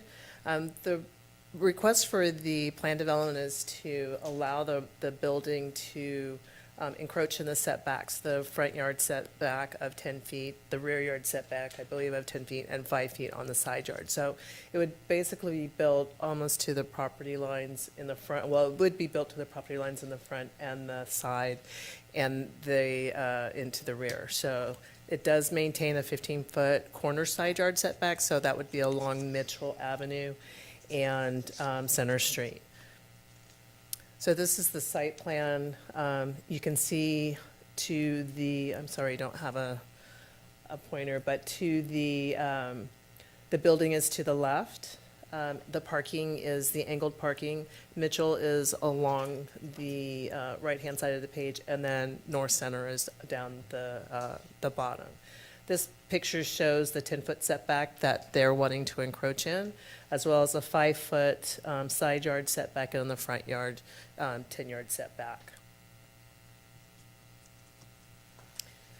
The request is also requesting to deviate from the required on-site parking that our zoning ordinance requires.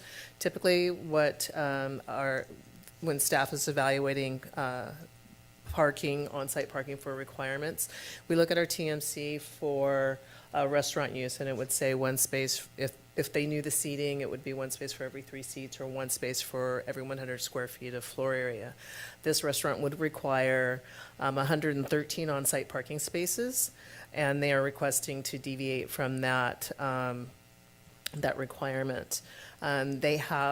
The property owners have entered into an agreement with the shopping center across Center Street to be able to use their parking, as well as purchase I'm going to go back here for a minute, the lot that is directly to the east of them across the alley to add additional parking.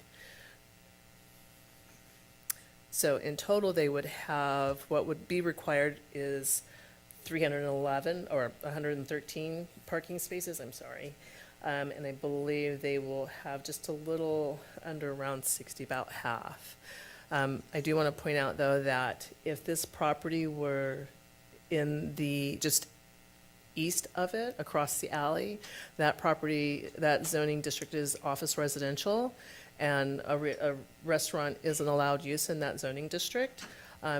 The office residential only requires 50% of what the TMC would require. So if they were just on the next property across the alley, they would be within, the parking would be within what the TMC would require. The property owners have also requested to offer live entertainment. And by live entertainment, they are like a mariachi band, karaoke, dancing, those type of things, comedy shows, anything that would have live actors or performers.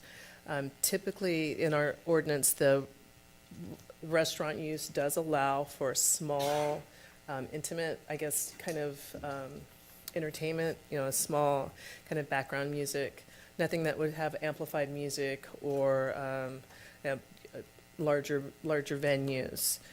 So what they're requesting really falls more into what the TMC would define as a nightclub.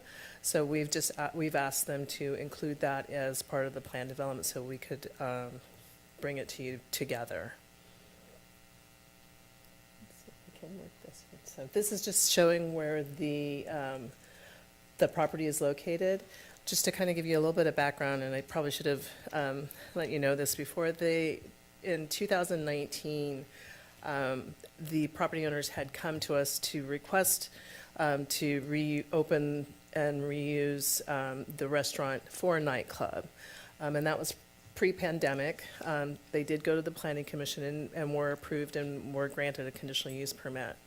They were in the process of getting their building permit, going through the process. When the pandemic hit, then the building caught on fire and they had to destroy the building. So basically, they had to start over again. And so this is when they came back and asked to, the building's a little bit larger, but this is where they're at now. So we wanted to bring them forward with their new project.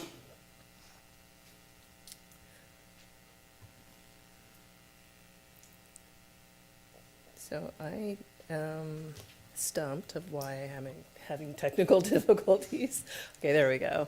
This is kind of an overview of where the parking is going to be located. And the red triangle shows the lot that they will be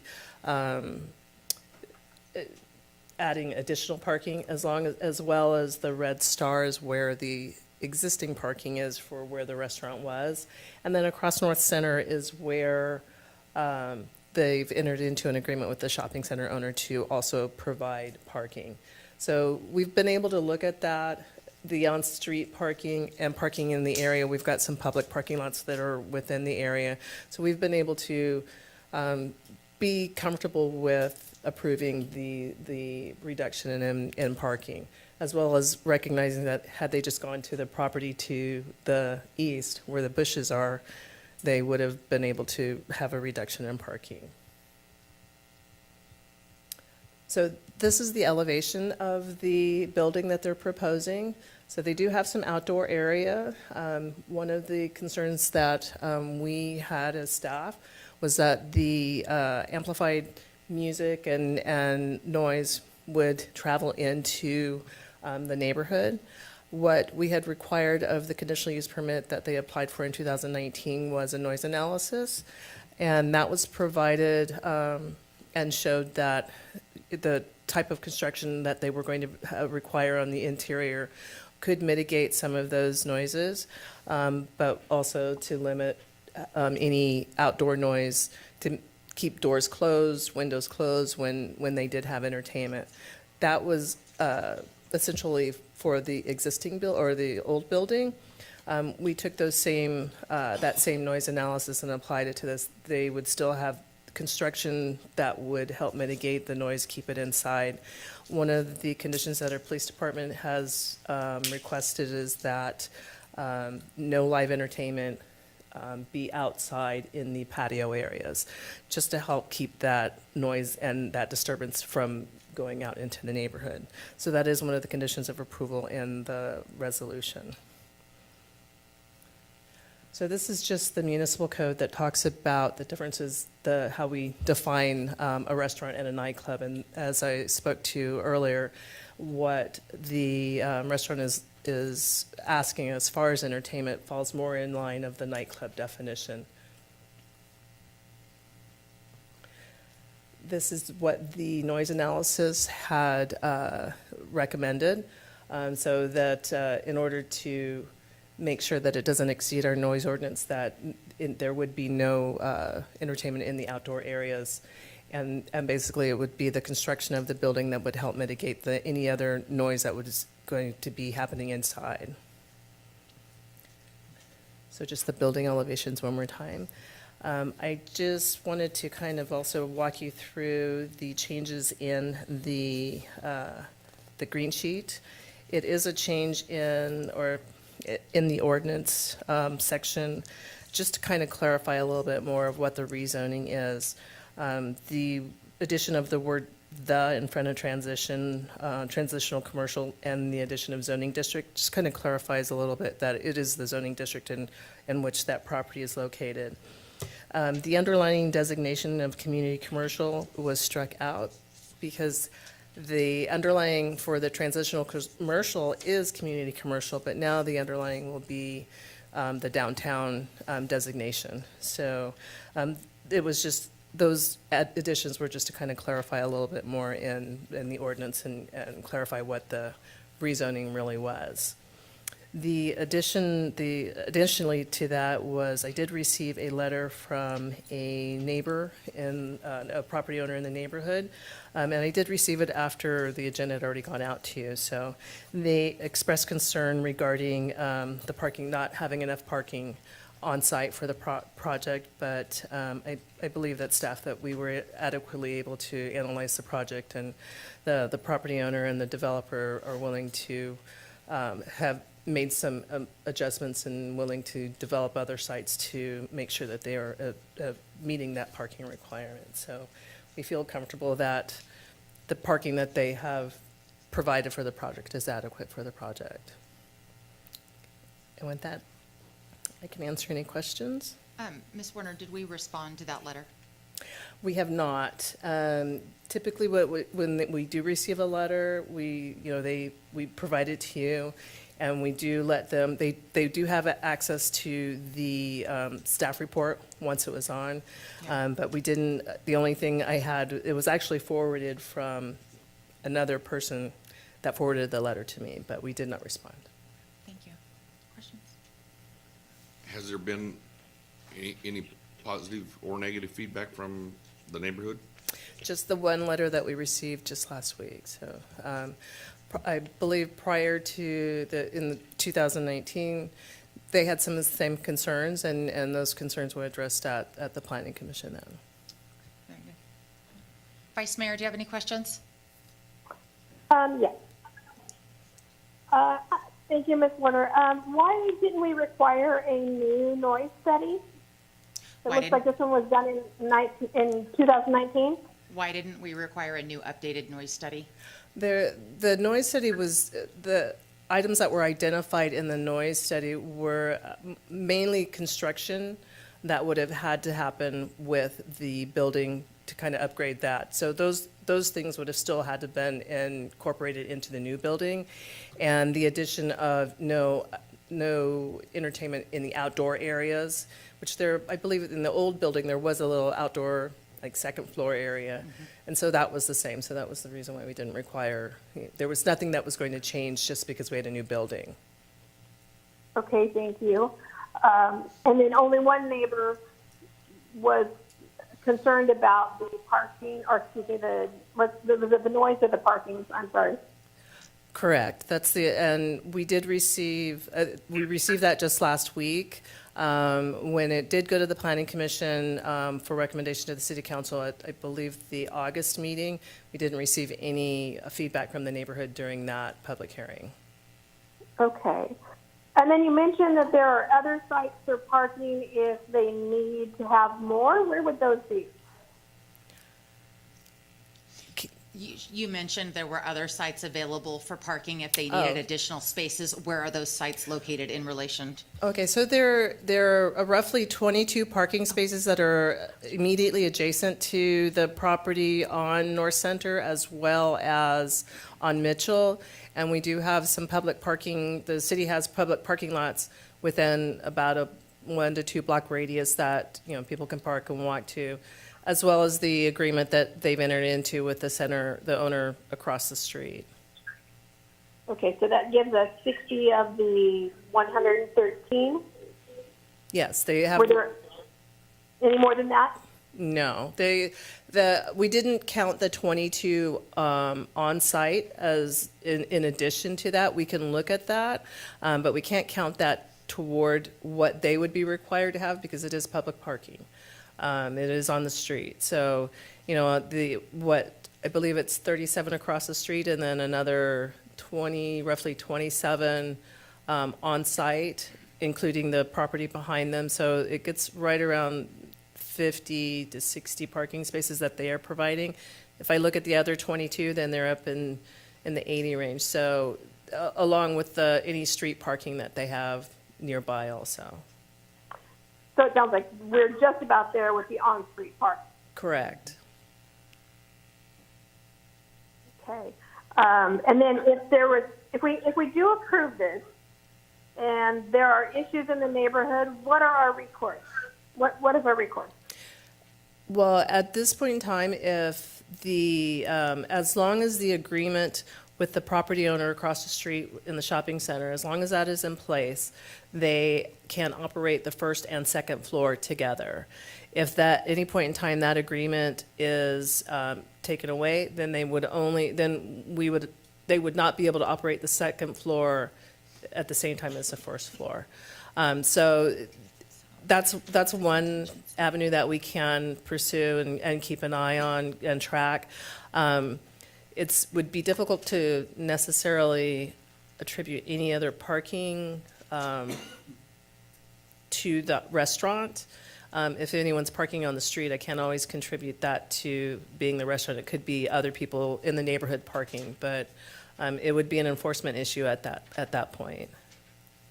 Okay, thank you very much. Thank you. I have one last question. The staff report points out in some of the issue of parking has to do with the hours of operation as compared to other things that are happening in the area. Can you go into that a little bit? Sure.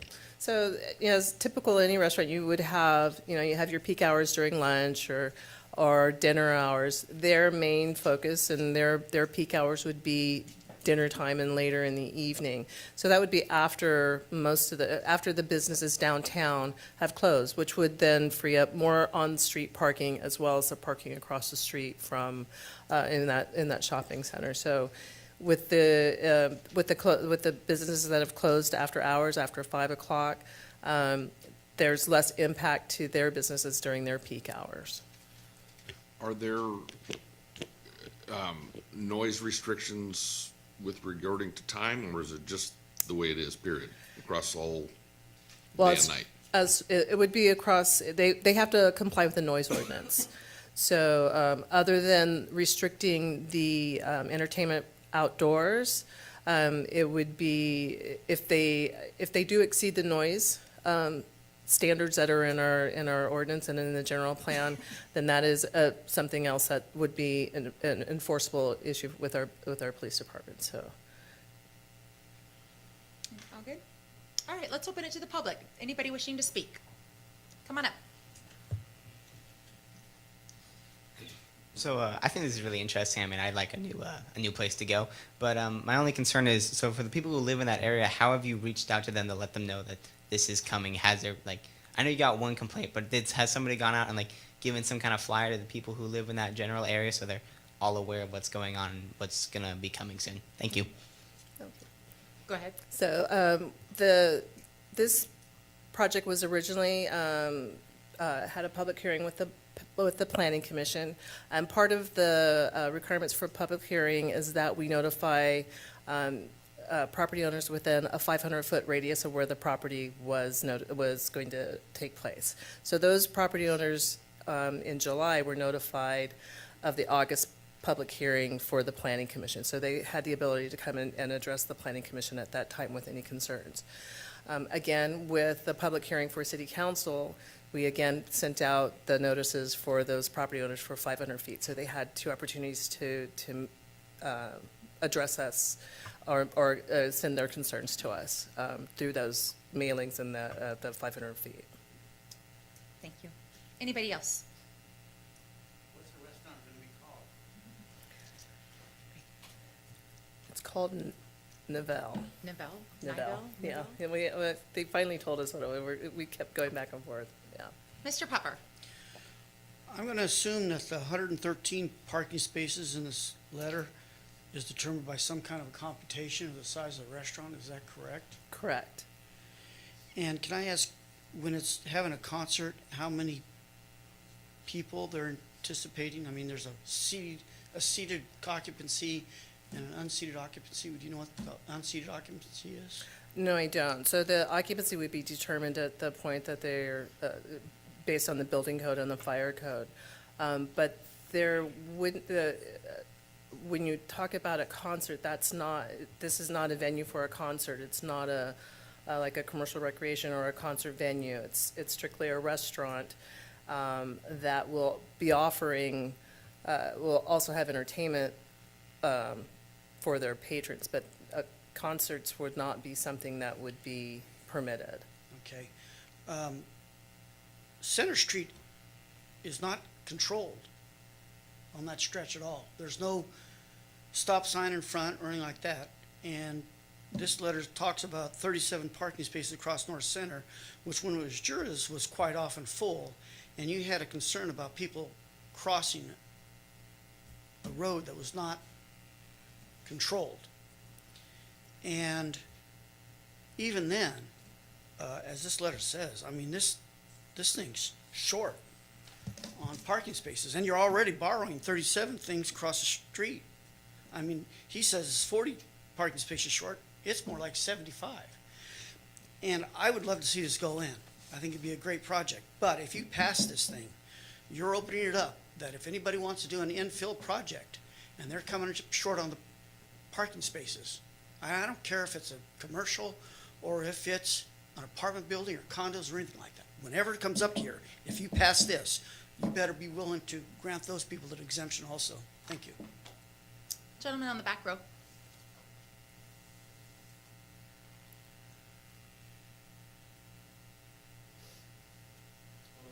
Hi. Welcome. Thank you. So, my name is Hamik Malikian, and I own a property right down the street from this project that is going on. Back in 2019, I had submitted a preliminary meeting to build at my location. I was turned down by the city 2 different times due to the parking violations, street parkings, setbacks, and different obstacles that was implemented to me. So I just want to make sure if you guys gonna pass this, and if I'm gonna implement my lot, are you guys gonna make the same leeways and accommodations that you guys are making for this facility, as also the other gentleman indicated? Because again, I tried doing this 2 different times and I was turned down by the city due to those obstacles.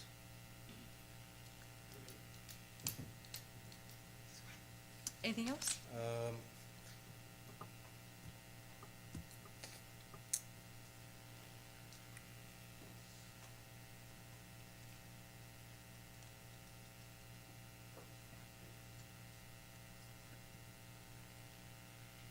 And then also about the zoning, are they gonna also make those accommodation in terms of zoning? Because I'm noticing this is being changed from TC zone to a Plant 282 development, or Development 282, which I need to research that to see what that is.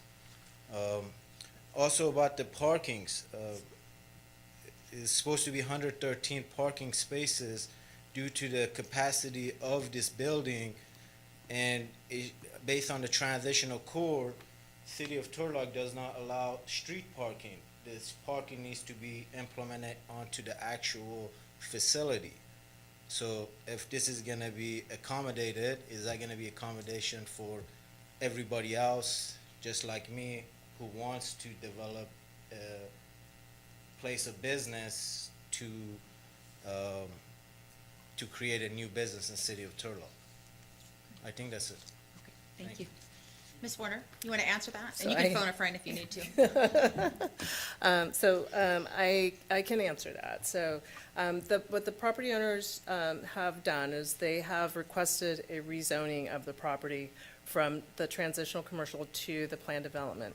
And what the plan of development states, and plan developments are specific to the project, and their plan development is requesting a reduction in the setbacks as well as a reduction in the parking.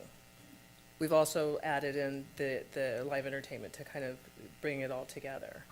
So it goes to the planning commission for, because it is a zoning change, which is a policy change, so it goes to the planning commission for recommendation to the city council. The planning commission did vote unanimously to recommend the city council approve the plan development, and so that's why we're here. So it is to the will of the council. whether or not to approve the plan development. But just to let the gentleman know that he would have the same opportunity to apply for an application for a plan development as well. That would go through the same process of going to the planning commission, then making a recommendation to the city council for your final approval as well. Thank you. Anybody else wishing to speak?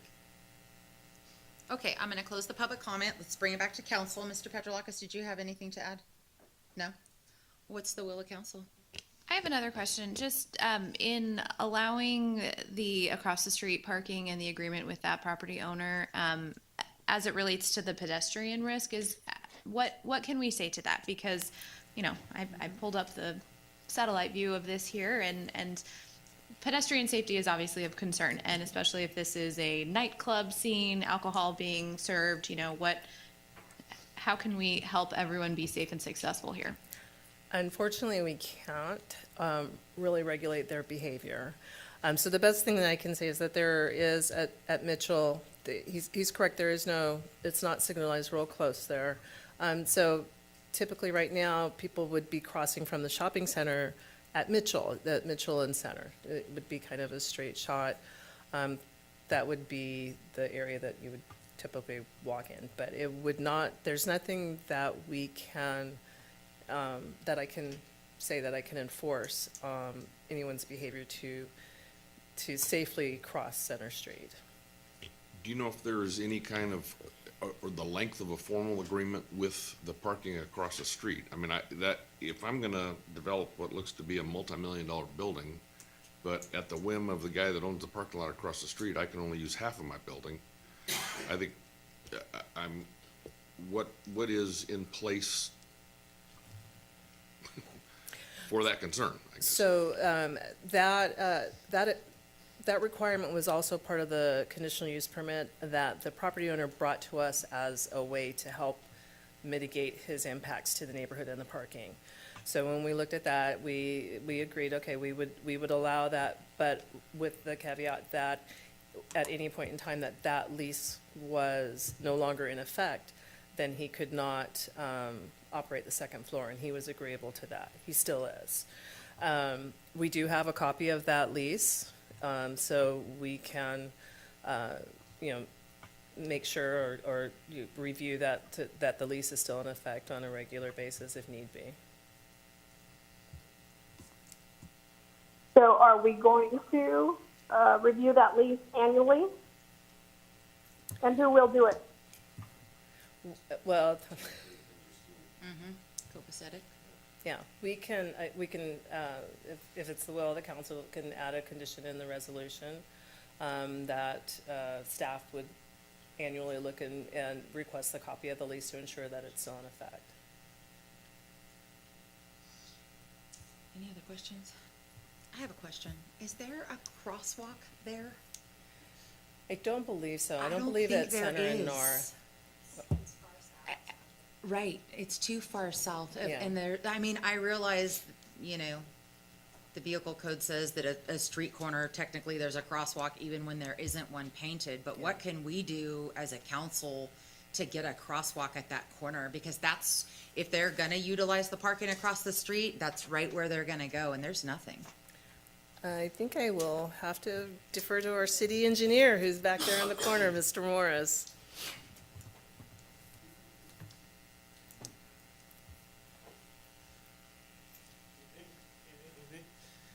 Yes, when we looked at this in the plan development, engineering made comments, also planning, so when they come in with their plans, they do have to, with across the street, they're gonna have to come up with an agreement of maintenance and access, record that, so then that's gonna be recorded with the county, that he has, with him and the neighbor, and he helps take care of it. Striping, resurfacing, all that stuff. Also with the crosswalk, yes, that's part of our thing, that they're gonna have to provide a crosswalk, a safe access way, ADA path of travel. You have to have ADA path of travel from parking over, so. Okay, that'll be part of the plan design when it comes in for engineering. Perfect. What's the will of council? Motion to approve. Second. Madam Clerk. I definitely want to add in that caveat that we look at that lease every year, and if that lease gets terminated, we know about it and other arrangements are made. Councilmember Abram, do you accept Vice Mayor's amendment? Yes, I will modify my motion to include the annual review of the additional parking lease. And Councilmember Bixel? Madam Clerk. Councilmember Abram? Yes. Councilmember Bixel? Yes. Vice Mayor Franco? Yes. Councilmember Moniz? Yes, it passes 4-0. Thank you. Thank you. Okay, item 8A. Is it Mr. Lohr or? Okay, Mr. Lewis is going to I thought so. provide a little more context. I'm going to introduce the item.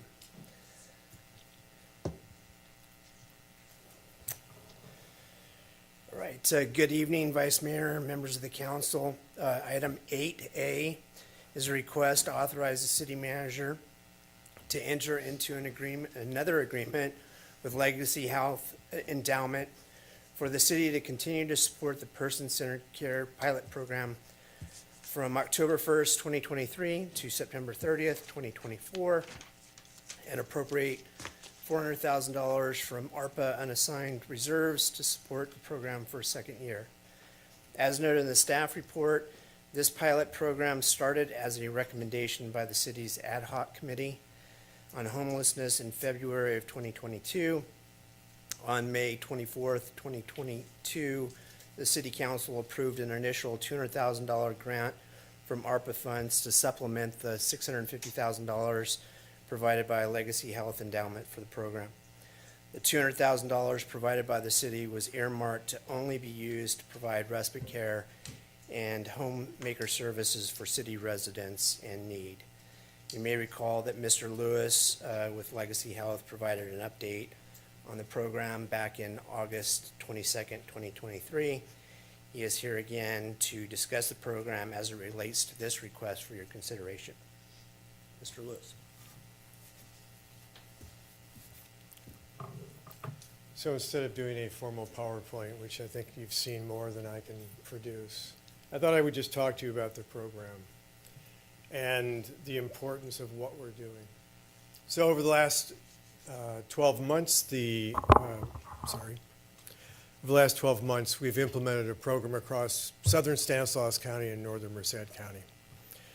The primary focus of the program has been and continues to be on what we refer to as Medicare middle-income families, or what I refer to as the forgotten middle. Families and individuals that do not qualify for Medi-Cal, housing assistance, food stamps, or any state subsidy program, unless they spend down to the point where they are impoverished and then become eligible. We designed the program this way very purposely to focus on the middle-income married couple and the children of aging parents whose parents are aging in place, to figure out ways in which we can assist them. Over the last 12 months, 125 people have gone through the program across both counties. In Turlock, we've seen more than, or up to 50 people.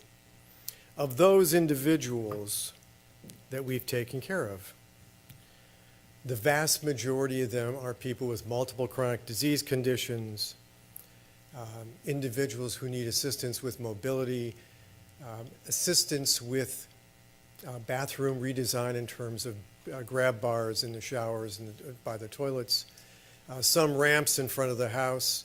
These are services that we've provided to them through the person-centered care program, services that are not covered by Medicare or other programs that they would qualify for. Again, this is the forgotten middle population that do not qualify for subsidies. The other part that was important to us is to focus on what I refer to as the caregiver spouse, or the caregiver. We have two pots of caregivers. We have the caregiver spouse, typically a woman who's caring for her husband, and a daughter of an aging parent who's typically caring for mom or dad, or sometimes an in-law. It's not the husband, it's not the son. Typically the wife or the daughter-in-law. In the wife's case, what we found is, as she's providing those services, that her mental health, her physical health, and her well-being is declining before we intervene because she has no other recourse. We find that her financial viability is diminishing, both today and, more importantly, tomorrow. Today because she's caring for her husband and providing services and paying for those services before we intervene. Tomorrow because she's reduced her retirement income by having to pay for those services for him. The impact of that is both today and tomorrow. We focused on both, but particularly tomorrow, because the impact on the caregiver's spouse, should the husband be institutionalized, you are now taking one family income for one household and dividing one family income to two households. He's institutionalized in an assisted living facility or a nursing home until he spends down to become Medi-Cal eligible, which means her income is being spent down as well. But you're dividing that one income. For a child of an aging parent who's raising children, trying to save for a rainy day fund, trying to save for retirement, a college fund for a family, and taking care of mom or dad because their retirement income, their Social Security, doesn't cover these kinds of services, it impacts the child of an aging parent as well in the very same way. The difference is the child of an aging parent can make up for some of that. But there's one slight difference. We found through our polling data, as well as real-life data, that the child of an aging parent often leaves the job and stays home full-time to care for an aging parent or parents. That results in the following things. It's about a $630,000 loss over her lifetime in retirement benefits because she accumulates zeros in Social Security, zeros in IRA contributions, zeros in 401k contributions. There's no accumulation with respect to time off in terms of vacation. She's on 24/7, 365. In the process, she's trying to raise a family as well, and she's trying to juggle budgets and all these things. The impact on the child of an aging parent is enormous. Every day we are intervening to help those people. This program was designed to provide those services in ways in which typically middle-income families who are older do not qualify. There's no magic to this. I wish I could tell you there is. We're filling in a gap, but we're filling in an important gap in ways in which haven't been done before. It's a model program. Thank you as a city council for what you supported us on the first year. We're asking for your support again for one more year. The data that we're gathering using our research team from Stanford will be unique in terms of how it's designed. Basically because in Congress, where I spent a number of years, as well as in Washington, D.C., data talks. Our data speaks volumes in terms of what this means to middle-income families. We have lots of data about poor individuals, the elderly, et cetera, disabled who are poor on Medi-Cal or Medicaid and on state subsidies. But there's not a lot true data that reflects what happens to the middle income. So we've been focused on that. The last issue would be this. We have supplied other services besides health and respite services to these families, durable medical equipment. Somebody needs a new mattress, we've provided a new mattress because they can't afford it. Now, they're a middle-income family. They're resource poor. The same family needs food, doesn't qualify for food stamps, but they need food. They get a food subsidy through the program. An individual, Councilmember Bixel will understand because I'm sure he sees them every day, who can't eat food but needs a protein shake and has to buy it off the counter in a store at a very expensive price, is paying out of their pocket. We intervene using our dollars to pay for those services. You build a cocoon around these families in a way in which you're able to help them and stabilize them. The alternative would be they end up in the hospital prematurely and stay in the hospital until they're transferred to a long-term care facility of some kind. And the other spouse is at home. And it gets back to my example of one income, two households. So the viability and the success of this has been on our partnerships. The last piece is this. I never thought I'd find enough more elderly people who are middle income and can't fill their meds, and it's September. Happened this year. Not a surprise, I'm sure, to Councilmember Bixel. You see it every day. It was a little surprised because I thought Medicare had taken care of that problem. Nope, hadn't taken care of it. So we have, and these are for specialty meds. These are not meds that are generic, or you can go to our $2 program. These are specialty meds that cost anywhere from $500 to $5,000. If they don't have that medication, they end up in the hospital. Very simple. From the hospital to someplace worse. Or they stabilize it, and they're back there in 30 days. So we're paying for those kinds of services as well. Our partners, TinRx, is a small independent pharmacy here. And the services they provided have been great because they deliver right to the home if the people can't get out. The respite care workers that come from CareLinks help the individuals they're caring for get to a doctor's office so they can get there. Get to a store so they can buy groceries or other places. But most importantly, we're providing that series of services that 99% of cities across America, urban and rural, do not provide.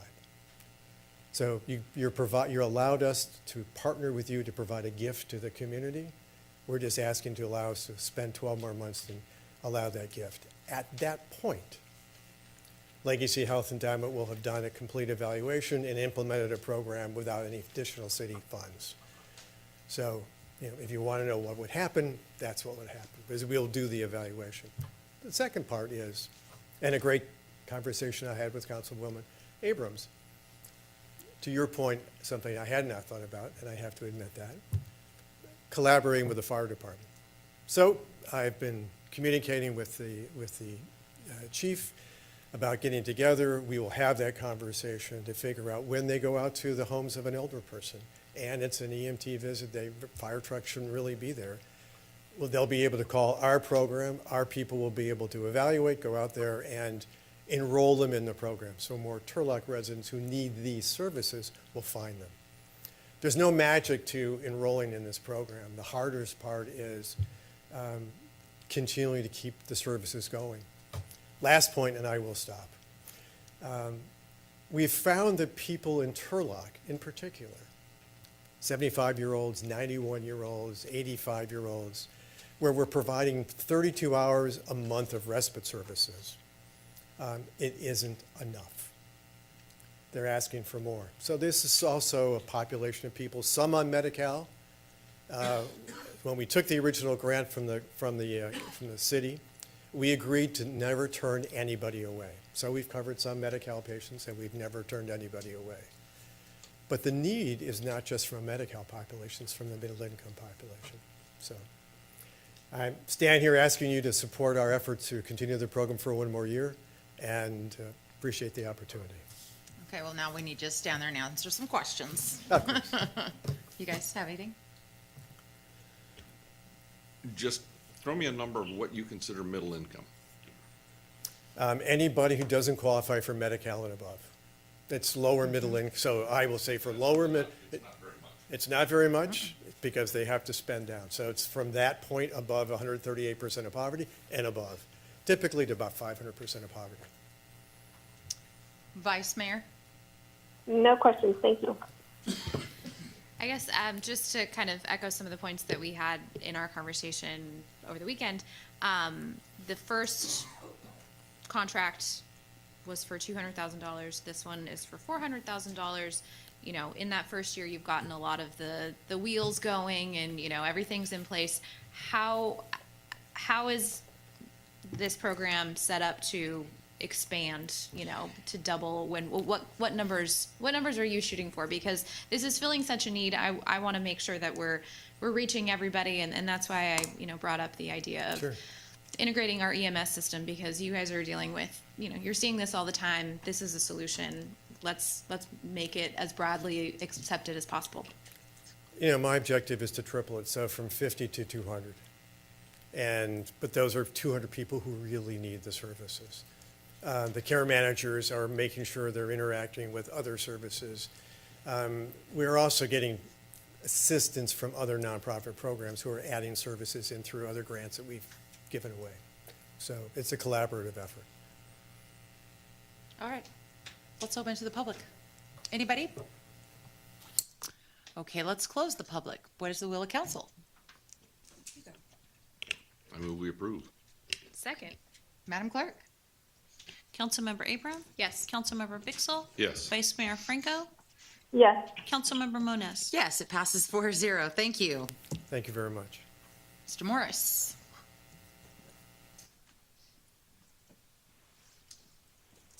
Before this starts, this is the one that I need to recuse on.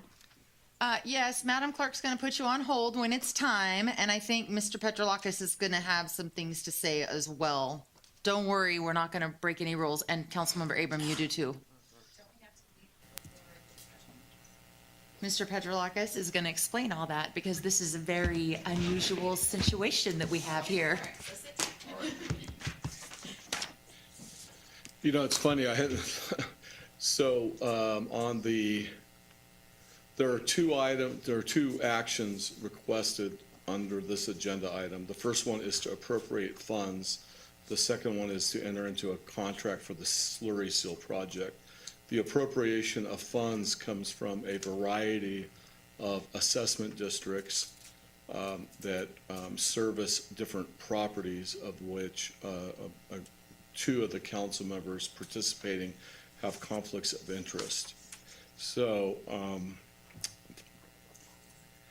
so on the first one, we're going to segment the projects because the conflicts can be cured by splitting up how we appropriate funds from the different assessment districts. So there will be 3 votes. One vote will not include the conflicts of Councilmember Vice Mayor Franco. One vote will not include the conflicts of Councilmember Abram. The third vote would include appropriations from the balance of the assessment districts. On the contract, because those can be segmented, and so, you know, we can do that. On the contract, you can't really segment the conflicts because it's one contract to do all the slurry seal projects. So in that case, we have two council members conflicted and 2 participating. Because under the Government Code 36436, approval of a resolution of the council requires a majority vote of the total membership of the council, not a majority vote of those participating. So that means you need 3 of 5 votes to approve a resolution, and thus the agreement, not say 2 of 3, you know, if there were 3 participating. So that was all very long-winded and important for me to say, because, you know, what I hadn't thought about was the presentation. So I'm going to take responsibility for this. I don't think you can vote if you don't hear the presentation. So we're going to do the conflict declarations before each requested action. I would say the council members with the conflict should probably just listen and not participate in any other way. Or let me ask the clerk, do you think they should leave now? It's hard. I mean, you know, and I'm sorry, I didn't think of that part of it, you know, because normally you do declare the conflict at the beginning, but we're going to cure it in different ways. So I guess let's see if we mute. If we mute Councilmember Franco, can she hear us, but we can't hear her? Is that how that works? Vice Mayor Franco, I'm going to mute you for a second, okay?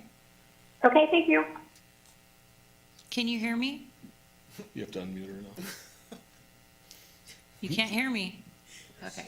Ha-ha. Can you hear me now? Can you hear me now? I can hear you now. Okay, so I can put her on hold, and she can't hear us. Actually, So wait, what am I doing? Am I just on hold? Your city attorney doesn't quite know yet, so we're Ask a clarifying question. So isn't it about, you know, we can't participate, but like we can't see council member Franco. She's not providing any body language or anything that's like part of the No, concern, I agree with right? that. I'm just trying to determine whether, I mean, I didn't think of this. I mean, I think you have to kind of listen to the item to know what you're voting on, right? So I think that, you know, I don't think I can banish you from the room and you guys can't hear the item and then you come back and listen to it. So if I'm wrong, I'll beg forgiveness from the FPPC, unless you know, do you know? Don't make any facial expressions and don't say anything. Yeah, right. So do we declare the conflict right now? Yeah, let's go ahead and do that for the record, yes. So, whoever wants to go first. Vice Mayor is on the It's- first one, so she can go first. Okay, I have 7 homes on Mountain View near Taco Bell, that's 3. 1 on Casey Court, that's my daughter, she's also in 3. 1 on Tiffany, 1 on Roberts, those are both in heirloom 3. I have 1 on North Kilroy, 1 on heirloom Court, those are heirloom 1. My parents live on Dewar, that's Dewar Estate. And my last is on West Center, that's Traditions. So we have those as the assessment district, heirlooms 1, heirlooms 3, Dewar Estates, and traditions 1. Correct. Correct. And I will And not. you don't have to state the address or anything if it's your residence, so just that it's a residence. I will not be voting because I have a potential conflict with the property in the Summerfield Assessment District, which is partially funding this project.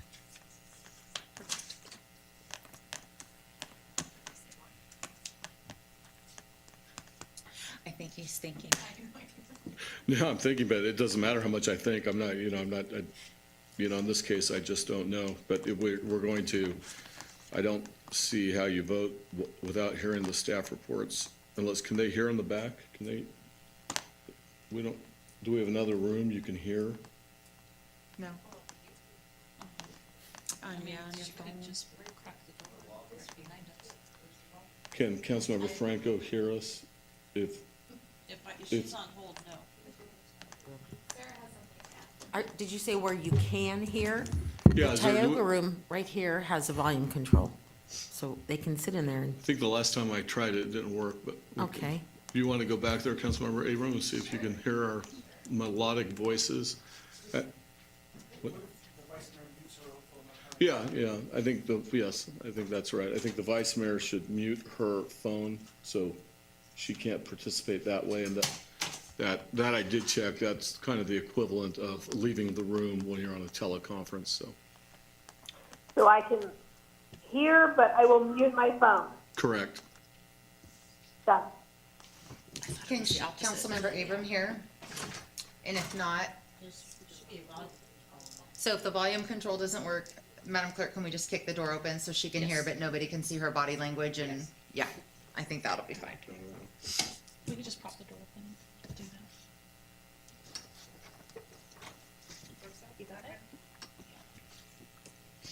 that. Okay, ready to proceed, Mr. Petrolakis? I think we have achieved form over substance, yes. Mr. Morris, would you do the honors, please? Thank you. Boy, it's confusing. Okay. Tonight, resolution is to request to reward a bid and approve an agreement with VSS International of West Sacramento, California, in the amount of $3,312,000 and authorizing a contingency amount of $200,000, which is 6%, for the Slurry Seal Project 2023. The City of Turlock's assessment districts are scheduled for a slurry seal once every 7 years to assure that the pavement is maintained and does not degrade to a point where more expensive treatments, road doctor, would be required to maintain road surface. The slurry seal project initially planned for 2022 did not proceed due to city staff shortages in the engineering division. Because we are combining these two projects, the contractor will likely be unable to complete all slurry seal work before the end of 2023. Any remaining slurry seal work would recommence in the spring 2024. The contract documents include provisions to require that the areas originally scheduled back in 2022 are treated before those areas scheduled for 2023. Additionally, the contractor will be required to do work near Madeiras Elementary School on Saturdays and work in the Monte Vista Crossing Shopping Center and industrialized areas during night to decrease impact to traffic flow and businesses. The project scope of work consists of the following: crack seal treatment, grinding asphalt surfaces near pedestrian curb ramps and openings, slurry seal, which is over 5 million square feet, pavement, striping, and markings. This project will include 71 assessment districts. We did receive 4 bids. The low bid was with the qualified bids was with the $3,312,000, and the high bid was $357,534.67. So all 4 really close, good bids. Any questions or comments? Councilmember Bixel, do you have questions or comments? Okay, let's open it to the public. Come on. No, come on. You're good, Ryan. So I guess my question isn't necessarily for you, but it's more for our city attorney. Why not just table? Thank you. Yeah, but why not just After table that performance, okay. Just why don't we table this item and then wait till we have 3 council members who can vote? Because I mean, it seems like we're in really murky waters right now, and I don't know. It seems like it just seems weird that the way we're doing it right now, definitely out of the norm for sure. So why not just why can't this item be held off for a little bit longer until the next council meeting where everyone can be present? You know, that's always a possibility, but in this case, if the mayor were here, we had 3 conflicts. So, we would have had 4 different motions, not 3. So I think it's the same, it's kind of the 6 of one, half dozen of the other. Anybody else wishing to speak? Okay, we're gonna close public comment, and Madam Clerk, which motion do you need? So Councilmember Franco we should mute or put her on hold Yes. now. Okay. Vice Mayor Franco? Yes, ma'am. Okay, we're gonna put you on hold. Okay, thank you. Okay, thank you. Okay, Councilmember Abram can come back.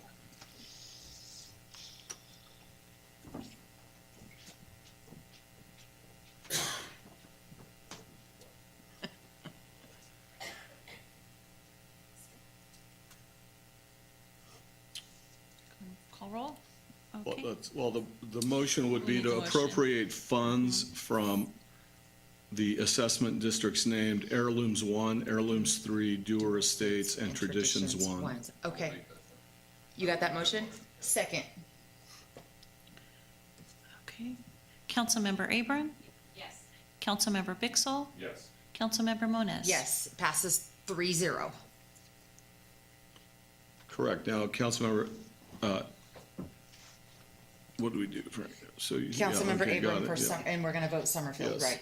Vice Mayor, are you on And the recall line? for the record that both council members previously stated their conflicts.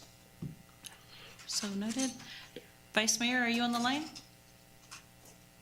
Yes, I am. Okay, so this is a motion to approve, To appropriate funds from the Summerfield Assessment District thank you. project. Motion, Yes, I will make that motion. second. Okay. Councilmember Bixel? Yes. Vice Mayor Franco? Yes. Councilmember Moniz? Yes, it passes 3-0. Okay. For the third motion, I believe, It would be appropriation of the funds from the balance of the assessment districts in Exhibit C. and everyone is voting on that? Okay. Yep. Yes. Is there a motion? Yes, I'll make that. Yes. First, second. Okay. Motion in 2 seconds. Councilmember Abram? Yes. Councilmember Bixel? Yes. Vice Mayor Franco? Yes. Councilmember Moniz? Yes, it passes 4-0. Woo, we made it. Thank you, Mr. Morris. But wait, there's more. No, there's not. Yes, because we now need a resolution to approve the agreement, the second resolution in the staff report. In this one, we will invoke the rule of necessity to bring in one of the 2 council members with a conflict. They each have the interest they described in real property. Appropriating the money provides benefits to the properties they have in these various assessment districts. As I stated earlier, no alternative basis of decision exists because Government Code Section 36936 requires resolutions to be adopted by the recorded majority vote of the total membership of the city council, which means 3 of 5, not any less than 3. And so the clerk will handle the rule of necessity part of it. Okay, according to the California Fair Political Practices Commission, in order for a council member to take part in the vote to establish a quorum, even though the council member may have a conflict of interest, the city would need to choose a city council member using a random means of selection. In this case, since Vice Mayor Franco is joining the meeting remotely, Vice Mayor Franco and Councilmember Abram will pick a number from 1 to 10. The person closest to the number will stay and vote on the item. The other will recuse themselves. So, Vice Mayor Franco, since you're joining us remotely, you want to pick a number? Oh, I hate this. 10. Okay. Councilmember Abram. 5. Yay. The number is 3. Okay. So, Vice Mayor, you will be recusing yourself, so I'm going to put you on hold, okay? Okay. All right. I just knew you were going to say 1. Yeah, 1 and 2. Right. Good job. So now this is the motion to appropriate. No, approve the agreement. Approve the agreement. Thank you. Is there a motion? So my mic's not on because the attorney. Press the button. Nope. Yeah, you're right. So moved. Second. Madam Clerk. Happily. Councilmember Abram. Yes. Councilmember Pixel. Yes. Councilmember Moniz. Yes, it passes 3-0. Are we good, Mr. Petrolakis? I realize that was a lot of work for slurry seal projects, and so this is a little bit of a vestige of that. Our assessment districts have usually a limited number of lots in them, and so some of the rules you would want to apply, like the public generally rule, likely does not apply. So that's why we had that process. So thank you for your patience. Thank you, sir. Mr. Wilson, city manager monthly reports are written, yes? They're all written, And do you have a update on our fire station? and I've asked Chief Parker to give us a real brief update on the fire station. Sure, great. I can make this brief or very brief. The very brief answer, council, is the work to repair the damage, the water damage to the fire station 32 started yesterday, and we anticipate that to be done by the 20th with our crews back in there full-time. Currently, they're in there in the area during the working hours of the day, and then when they need to shower and rest, they'll go to Station 31. Thank you. Perfect. Council items for future consideration. Councilmember Abram? Yes, is this on? No, because Mr. Wilson is off now. Okay, yes, just one. So a few times I've talking about the extra ARPA funds. We had an item tonight that was appropriating ARPA funds. We appropriated some monies for the Columbia Pool, and I would really like to have a discussion amongst all of us of what our wishes for the remaining $2-ish million or so. So if we can talk amongst ourselves and figure out what we can do with that money and make a plan, I'd appreciate that. Councilmember Bixel? Vice Mayor? No, not tonight. Very good. I don't have anything either. So Councilmember Abram, questions, comments, or announcements? Bixel? Vice Mayor? Nope. So very briefly, I just want to say thank you to the Turlock Police Association, the Widows and Orphans Fund, who raised just under $30,000 at last Saturday's event. And I have to give kudos to Captain Steve Rodriguez, who worked himself silly and didn't almost eat dinner because he was working so hard. But our whole board for TPA, Russ Holman, Dominique Sanchez, Erica Grace, Maria Ruiz, Iris Figueroa, and Imelda Suarez, thank you all for your very hard work. And the last thing I'll say this evening, our thoughts and prayers are with the mayor and her family where she's at. And with that, we do not have closed session this evening. And I think I can adjourn. Oh, thank you. Meeting adjourned.